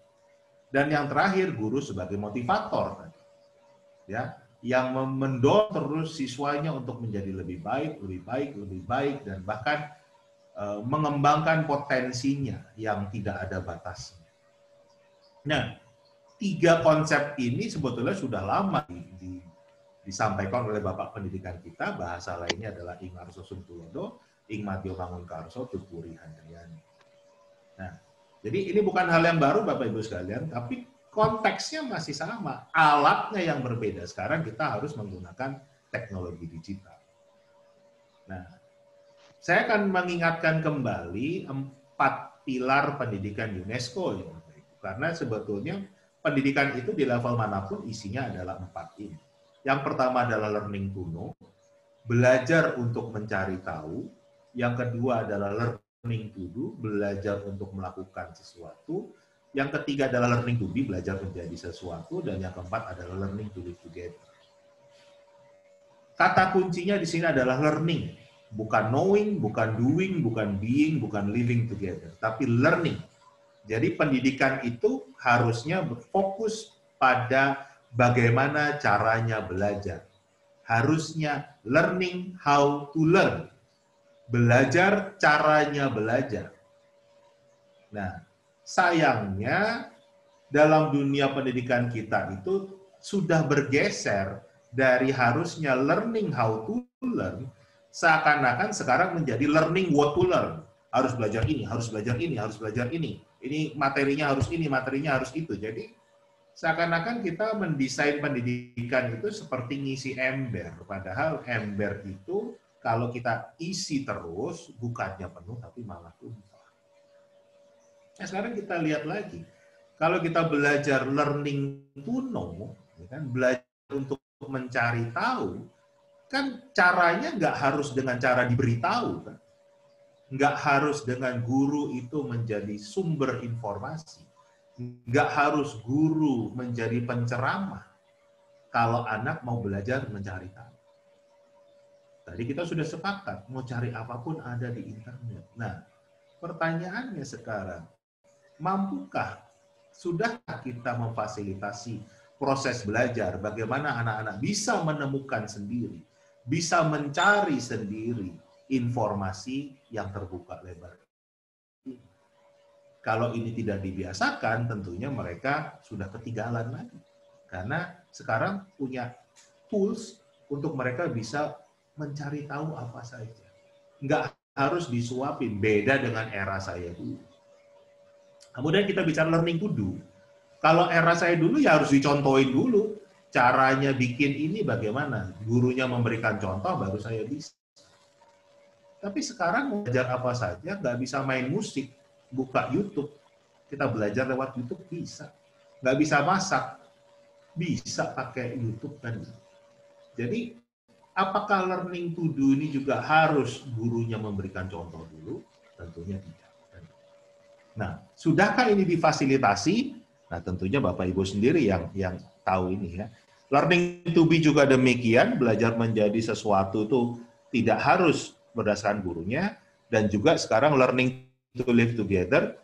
Kalau kita bicara hidup bersama dengan orang lain, bukan hanya yang di dunia nyata, tapi bagaimana kehidupan sosial dalam dunia maya, itu juga harus belajar. Nah, pergeseran lainnya adalah kita ini sering melihat yang namanya hasil belajar itu nilainya dari tes. Jadi sudah bergeser yang harusnya tentang learning how to learn, sekarang menjadi tesnya bagaimana. Angka, kan gitu, nilai.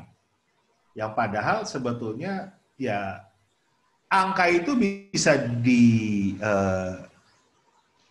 dimanipulasi kan begitu. Baik manipulasi yang positif maupun negatif. Apa maksudnya manipulasi positif? Contohnya gini, Bapak. Saya dulu punya kesempatan lulus SMA itu kuliah di luar negeri, ya kan? Kuliah di Amerika Serikat. Nah, salah satu persyaratannya adalah harus TOEFL-nya 500. Itu kan era dulu ya kan gitu, TOEFL-nya 500. Nah, apa yang saya lakukan sama seperti orang Indonesia lain, ya saya ikut bimbel TOEFL, les TOEFL. Apa yang dilakukan di sana? Di drill, suruh nyoba terus berlatih tes TOEFL. Jadi dibiasakan mengerjakan soal-soal TOEFL. Kemudian dikasih tipsnya, triksnya. Kalau soalnya begini, jawaban pilihannya A, B, C, D begini, cara kamu memilih yang kemungkinan jawabannya paling benar adalah seperti ini. Nah, jadi ini kan yang model bimbel sekarang juga. Dan bahkan ini sampai sudah tes-tes internasional, misalnya Cambridge, kita sudah mengarah ke seperti ini juga kan begitu. Jadi yang dipelajari adalah tesnya. Jadi seakan-akan anak-anak itu kita siapkan hanya untuk sebagai test taker kan gitu. Kemampuannya hanya untuk mengerjakan tes. Nah, pengalaman saya tadi, saya baru tahu begitu hari pertama kuliah kenapa dibuat aturan TOEFL 500. Karena ternyata walaupun saya pas ujian sudah di atas 500, begitu kuliah baru tahu kenapa dibuat standar 500. Karena begitu dosennya ngomong, saya nggak ngerti apa yang diajarkan, sebaliknya saya ngomong, dosennya juga nggak ngerti apa yang saya bicarakan. Jadi di atas kertas, kemampuan saya di atas 500, tapi kemampuan sebenarnya di bawah 500. Nah, inilah yang terjadi di dunia pendidikan kita. Kita sering punya ilusi dengan angka yang tinggi, menganggap anak kita sudah cerdas, anak kita bagus, padahal itu bisa dimanipulasi. Baik manipulasi yang positif, model bimbel tadi, atau bahkan manipulasi yang negatif, cari bocoran, nyontek, dan lain sebagainya. Nah, ini yang harus kita kembalikan. Jadi kalau kita bicara era sekarang, tentunya kita butuh nalar, bahkan di level yang C6, yaitu mencipta, karena tadi 65% dari mereka harus menjadi inovator, bukan jadi pencari kerja, tapi pencipta kerja.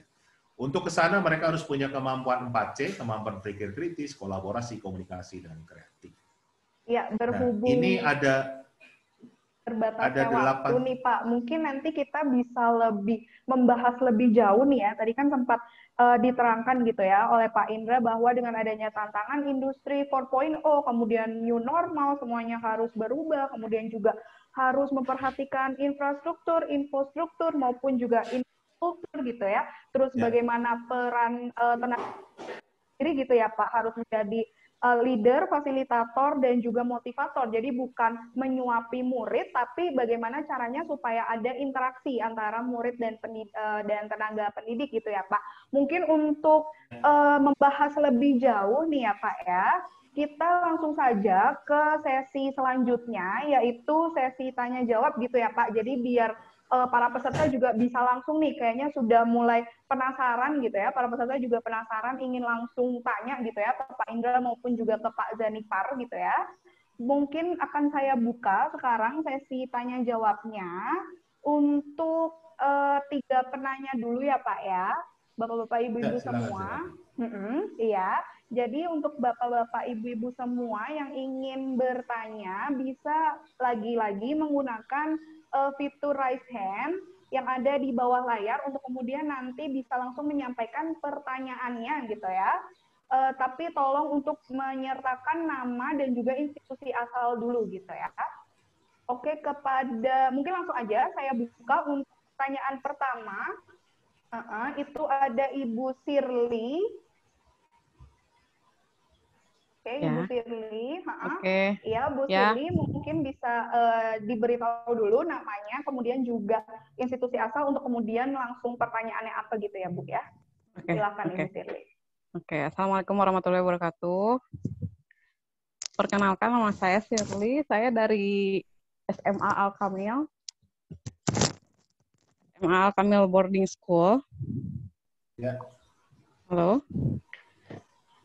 Ya, saya dari SMA Al-Kamil Islamic Boarding School.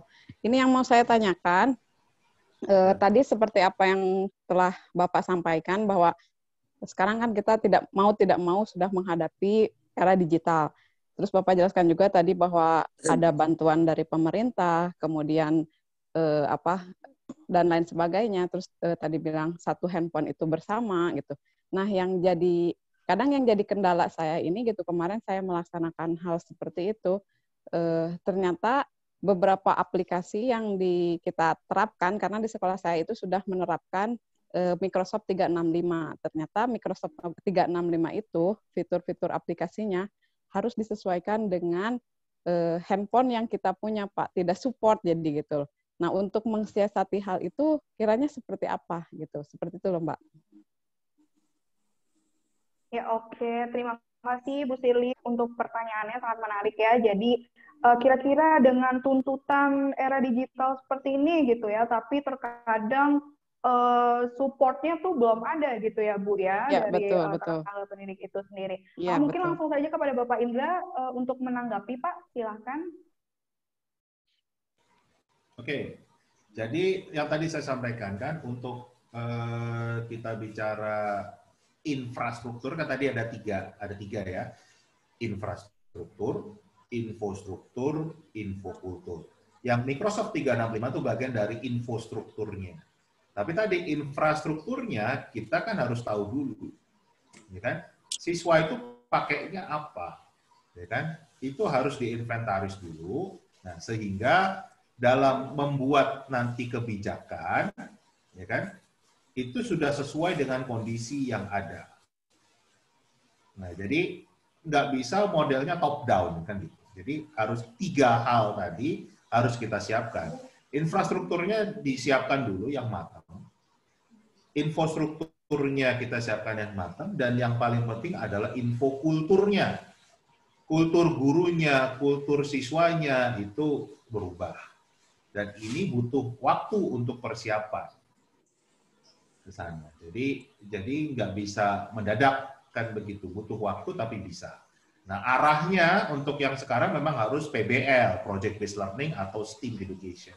Science, Technology, Engineering, Art, dan Matematika. Nah, ini agak panjang lagi, tapi paling nggak seperti itu dulu. Kita, ini beda ya dengan misalnya, cukup dikasih bolpen dan buku, selesai. Ya. Beda. Benar. Ya betul Pak. Oke, terima kasih Bapak. Berarti pada intinya semua aspek harus sama-sama mendukung gitu ya Pak ya? Ya, betul sekali, betul. Oke, terima kasih Bapak. Semoga menjawab ya Bu Siri ya pertanyaannya. Ya.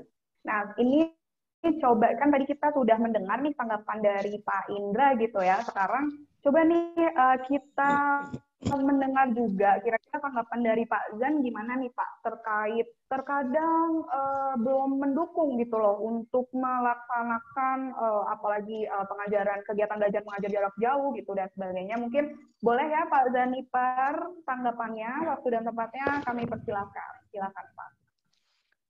Ya, terima kasih Mbak Pipin. Jadi memang bukan cuma Ibu Shirley aja yang mengalami ya, banyak yang mengalami kendala mengenai hardware atau infrastrukturnya. Tadi sudah disampaikan sama Pak Indra, untuk mengetahui apa yang digunakan oleh siswa itu sangat penting. Jadi kalau tadi Ibu Shirley melihat bahwasanya pembelajaran yang harus dilakukan adalah pembelajaran berbasis siswa, ya, student centered. Jadi melakukan survei itu sangat penting. Kemudian apa yang disampaikan atau dijalankan oleh pemerintah itu adalah sebuah garis benang merah untuk semua keadaan. Tapi pembelajaran yang customized, yang personalized itu bisa dilakukan di level sekolah. Jadi misalkan contoh, kalau misalnya dari 100 siswa hanya 30 siswa yang memiliki perangkat yang kompatibel dengan aplikasi yang digunakan oleh sekolah, artinya solusi menggunakan itu saja nggak cukup, maka harus ditambahkan dengan solusi yang lain gitu. Jadi bisa jadi suatu ruangan kelas atau suatu ruangan sekolah atau sekolah itu mengadopsi 2 atau 3 metode pembelajaran untuk diberikan kepada satu kelompok siswa. Jadi misalkan contoh, bagi yang memiliki gadget yang kompatibel, maka metode belajarnya seperti ini. Bagi anak didik yang tidak memiliki gadget yang kompatibel, maka metode pembelajarannya seperti ini. Tapi materi yang disampaikan, konten dan tujuannya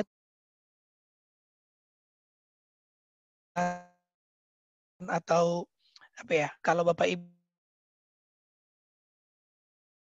melakukan hal yang sudah Bapak Ibu bisa, dengan sekarang kondisi diberikan sesuatu yang baru, maka Bapak Ibu bisa lebih berinovasi. Ya, terima kasih Mbak Pipin.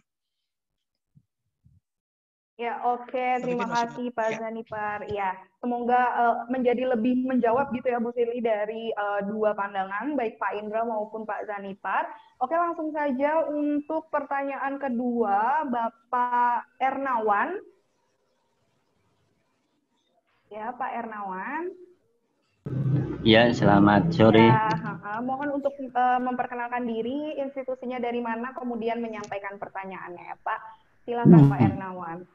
Baik, saya Ernawan dari SMK Sakti Gemolong di Sragen, Jawa Tengah. Pertanyaan sebagian sudah dibantu ditanyakan dan dijawab tadi oleh para narasumber. Pak Les tadi juga sudah menjawab. Yang lainnya adalah untuk pembelajaran di SMK, misalnya salah satu jurusan berkaitan dengan TI, misalnya ada TKJ atau RPL, itu kan kebanyakan peserta didik belum punya laptop dan hanya punya HP Android. Nah, di situ problemnya adalah misalnya untuk anak RPL untuk coding itu otomatis kalau pakai HP pasti akan banyak capeknya karena coding itu tidak bisa seperti kita menulis kata-kata dirangkai kemudian menjadi kalimat dan seterusnya, bisa kita baca titik komanya kelihatan jelas. Tapi kalau di coding kan beda. Kemudian juga untuk anak TKJ, komputer jaringan otomatis, kalau mereka tidak punya perangkat laptopnya juga perangkat untuk nge-lab, otomatis anak-anak juga tidak mungkin akan mampu secara langsung untuk memperoleh pengalaman bagaimana kita mengkonfigurasi sebuah alat atau perangkat, misalnya untuk membuat wifi, untuk membuat jaringan komputer satu dengan yang lainnya bisa nyambung dan berkomunikasi dan seterusnya. Nah, hal ini yang banyak sekali di SMK, terutama yang di TI, teknologi informasi atau teknologi informatika itu yang mereka hadapi. Nah, sebenarnya beberapa usaha sudah dilakukan oleh sekolah, namun sepertinya dengan terbatasnya perlengkapan peralatan yang ada di sekolah itu tidak menunjang, apalagi para peserta didik juga sebagian kecil saja yang sudah punya laptop. Nah, bagaimana untuk khususnya anak-anak SMK, karena mereka diharapkan lulus itu sudah mampu bekerja, tidak hanya bisa bekerja tetapi atau bisa melamar untuk sebuah pekerjaan, tetapi juga sudah mampu untuk bekerja. Jadi tidak hanya sekedar siswa nanti bisa lulus, tapi siswa harapannya adalah kompeten di bidangnya atau sesuai kompetensinya, sehingga lulus mereka sudah mampu bekerja dan dapat diterima di industri. Nah, tentu saja kurang lebih 6 bulan ini anak-anak, terutama yang kelas 10 SMK, kemudian naik ke kelas 11, dan anak kelas 11 naik ke kelas 12, otomatis hampir 6 bulan ini tidak ngapa-ngapain, artinya dalam tanda kutip adalah tidak pernah nge-lab dengan perangkat yang notabene sebenarnya di lab itu ada, tetapi tidak mungkin untuk dibawa pulang ke rumah masing-masing karena juga nanti menghindari alat itu rusak dan hilang dan seterusnya, otomatis nanti juga sekolah juga yang repot, sehingga otomatis kami hanya mampu melakukan PJJ, kemudian luring. Anak-anak datang ke sekolah mengambil materi, modul, dan juga buku dari sekolah perpustakaan diambil anak-anak dengan jadwal tertentu sehingga mereka tidak berbarengan semuanya datang ke sekolah dan mengambil pada saat yang bersamaan. Nah, bagaimana cara mengatasi atau solusi seperti apa nantinya bagi anak-anak, khususnya untuk anak-anak SMK yang terkendala dengan perlengkapan tersebut, Pak? Terima kasih.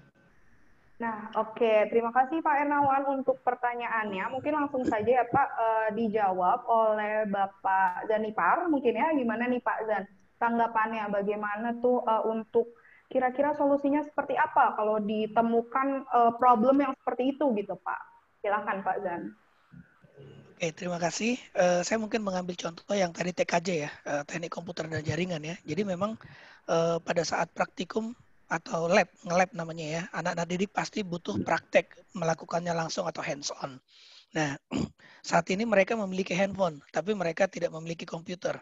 Maka ada dua hal yang bisa dilakukan, Pak. Pertama, tadi Pak Ernawan sudah menyampaikan bahwasanya ada materi yang didistribusikan atau dibagikan, modul dibagikan kepada siswa. Ini itu sudah cara yang bagus, karena dulu pada saat saya belajar Cisco router, itu saya belajar dari modul atau tutorial, dan komen line-nya saya tulis sendiri, gitu. Jadi menulis komen line-nya seperti itu, baru nanti komen line ini nanti akan dapat dikirimkan ke Pak Ernawan di sekolah. Nah, komen line ini nanti Bapak bisa masukkan ke dalam programnya. Nah, apakah berjalan atau enggak? Contoh metode seperti itu bisa dilakukan. Jadi cetak modulnya, minta anak didiknya melakukannya dengan menulis, karena dulu saya juga bisa menulis comment line dengan selembar kertas gitu, menggambar jaringannya, kemudian melengkapi IP-nya, kemudian misalnya melakukan konfigurasi, tapi menulis. Itu yang pertama. Yang kedua, pada saat Pak Ernawan tadi sudah mendapatkan materi yang ditulis sama anak didik kita tadi, Bapak bisa menggunakan salah satu contoh, ini bukan jualan ya, proyektor interaktifnya Epson. Bapak bisa integrasikan dengan Zoom, karena mereka memiliki handphone. Bisa Zoom, bisa Google Meet, bisa Microsoft Teams. Jadi Bapak yang mengerjakan di komputernya Bapak, tapi siswa-siswi ini akan melihat secara langsung. Gitu. Jadi setiap tugas mereka akan Bapak key in langsung kepada aplikasi, let's say misalnya contohnya simulator atau konfigurasi jaringan. Nanti mereka akan melihat, oh saya salahnya di bagian di sini, saya salahnya di bagian sini. Kurang lebih seperti itu. Karena pada dasarnya seorang network konfigurator atau seorang programmer pun yang paling penting sebenarnya logika berpikirnya, gitu. Jadi dengan metode tadi Bapak tetap bisa mengajari mereka logika berpikir, cara mengkonfigurasi yang benar, dan juga cara menulis program yang benar. Nah, mungkin itu yang bisa saya sampaikan. Tentunya belum tentu bisa memuaskan 100% buat Pak Ernawan ya, tapi mungkin itu adalah sebagian bisa menjawab atau membantu kebutuhannya atau idenya. Terima kasih. Ya, terima kasih Pak Zan. Mungkin tadi sudah Pak Ernawan juga sudah dibantu gitu ya, dibantu dijawab oleh Pak Zan. Kira-kira solusinya seperti apa, dan untuk kemudian kita juga mau dengar nih kira-kira tanggapan Pak Indra gimana nih Pak kalau Pak Ernawan ini menghadapi problem yang seperti itu gitu Pak Indra. Mungkin langsung aja kepada Pak Indra, tanggapannya seperti apa Pak? Ya, kalau saran saya sih segera berkoordinasi dengan pemerintah daerah setempat. Jadi dalam hal ini kan SMK di bawahnya Dinas Pendidikan Provinsi, yang nanti juga bisa berkoordinasi dengan Dinas Pendidikan Kota atau Kabupaten. Jadi misalnya gini, karena SMK itu kan vokasi, jadi kebutuhannya akan sangat berbeda dengan kebutuhan pendidikan yang umum. Harus banyak prakteknya kan begitu. Jadi saya juga menyampaikan tentunya dari kebijakan pemerintah daerah masing-masing harusnya bisa diatur. Artinya memang belajarnya itu nggak usah semua anak SMK harus datang praktek bareng-bareng. Tapi betul-betul bisa diatur dengan protokol kesehatan yang ketat, sangat ketat, itu bagaimana untuk mereka harus praktek, itu tetap bisa praktek, tapi dijaga, diatur waktunya. Itu yang pertama untuk kita bicara SMK yang butuh praktek ya. Sedangkan kalau kita bicara yang TIK, jadi misalnya TKJ, RPL, multimedia, dan lain sebagainya, itu kan yang penting adalah memang akses daripada komputernya. Nah, akses komputer ini sebetulnya sekolah-sekolah sudah banyak memiliki. Artinya hampir 100% SMP di Indonesia sudah bisa ikut UNBK kan. Jadi mereka punya di sekitar tempat tinggal mereka ada sekolah-sekolah yang memiliki. Nah, itulah butuhnya kolaborasi, koordinasi dengan pemerintah dinas pendidikan kota atau kabupaten yang bisa nggak misalnya diatur lagi anak-anak SMK misalnya yang RPL, multimedia itu bisa bergantian memanfaatkan lab komputer di SMP mana, di SMA mana, di sekolahnya sendiri kan gitu. Tapi semuanya itu sebetulnya bisa dilakukan kalau ada koordinasi dan kolaborasi. Dan itu yang saya lihat saat ini belum dilakukan baik di level pusat maupun di level daerah. Tapi sebetulnya bisa kok dibanding hanya didiamkan saja seperti sekarang. Akhirnya tidak efektif sama sekali. Itu pandangan dari saya. Ya, oke. Terima kasih Pak Indra sudah menyampaikan tanggapannya dari pertanyaan Pak Ernawan tadi. Semoga menjawab ya Pak Ernawan ya atas pertanyaannya gitu. Nah, untuk mungkin kalau untuk para peserta yang masih penasaran nih dan kurang gitu ya mau menerima penjelasan yang lebih lengkap lagi, mungkin nanti bisa mengkontak langsung ya ke Pak Indra ataupun Pak Zan ya dari Epson. Pak Indra bisa dilihat dari chatroom sudah melampirkan nomor pribadi ya Pak Indra ya. Mungkin nanti bapak-bapak, ibu-ibu peserta bisa mengkontak ke situ, atau mungkin juga dari Epson tadi juga sempat ditampilkan gitu ya, email yang bisa dikontak dari Epson gitu, kontak person dari Epson. Nah, alhamdulillah, terima kasih semuanya. Telah sampailah kita di penghujung acara webinar yang luar biasa ini. Mohon kepada Bapak Ibu semuanya untuk tidak live dulu karena kita akan ada sesi foto bersama.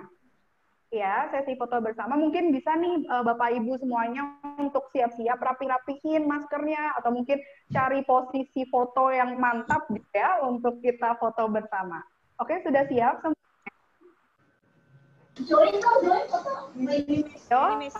Boleh cari posisi foto yang enak gitu ya, rapi-rapi maskernya.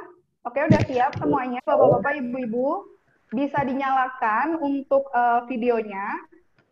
Jangan di-mute videonya ya, Pak Bu ya.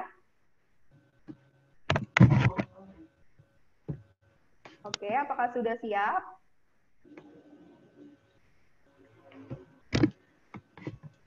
Dalam hitungan ketiga ya, Bapak Ibu semuanya.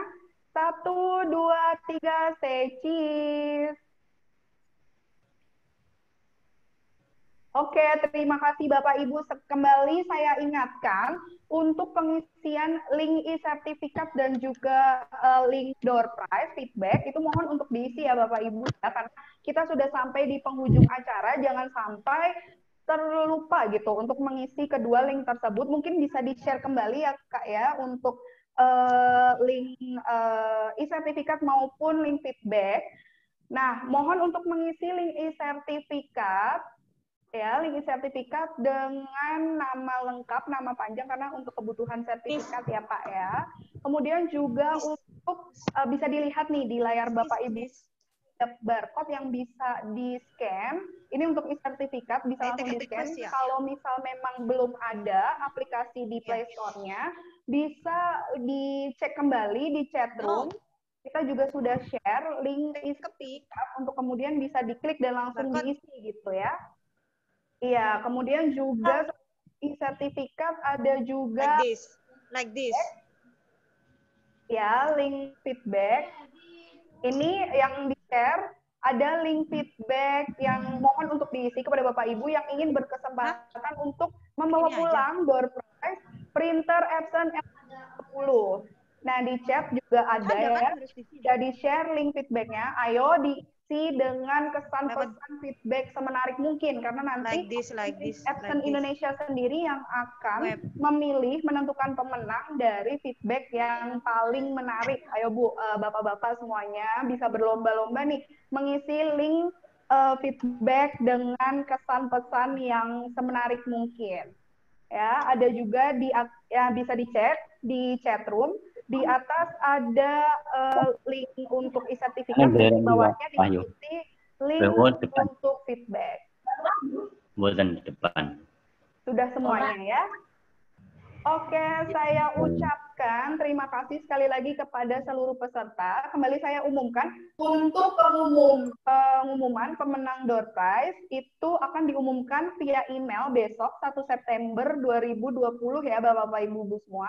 Nanti akan langsung di-email oleh Epson Indonesia. Jadi besok bangun tidur bisa langsung cek emailnya, siapa tahu beruntung mendapatkan notifikasi dari Epson Indonesia bahwa Ibu atau Bapak berhak membawa pulang printer Epson L120 gitu ya. Terima kasih saya ucapkan kepada para peserta, kemudian juga kepada Bapak Indra dan juga Bapak Zanipar gitu ya, untuk materi yang luar biasa dan semoga juga bermanfaat untuk kita semua.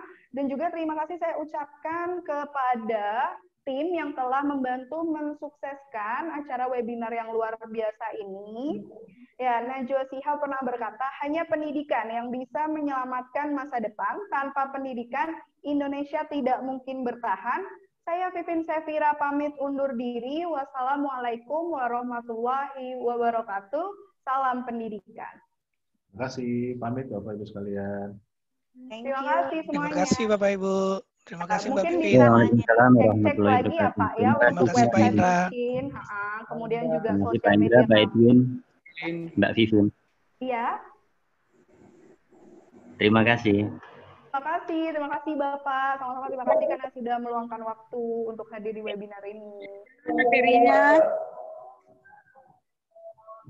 Jangan lupa ya kepada seluruh peserta untuk mengisi kedua link yang tadi sudah di-share, link sertifikat maupun link feedback. Oke, makasih.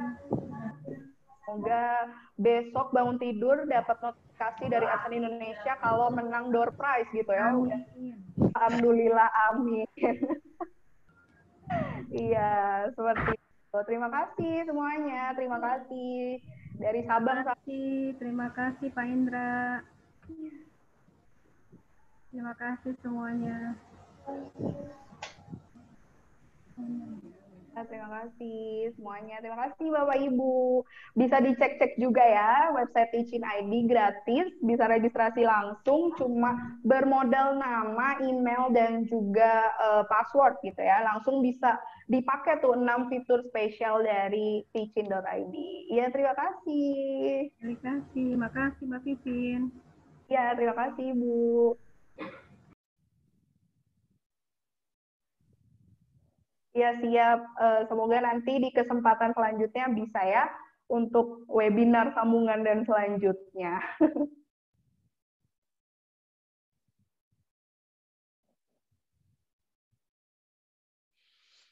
Baik, Mbak Vivin, saya mohon pamit ya. Terima kasih buat tim Teaching ID semuanya, Mbak Nisa. Izin pamit Mbak Vivin ya.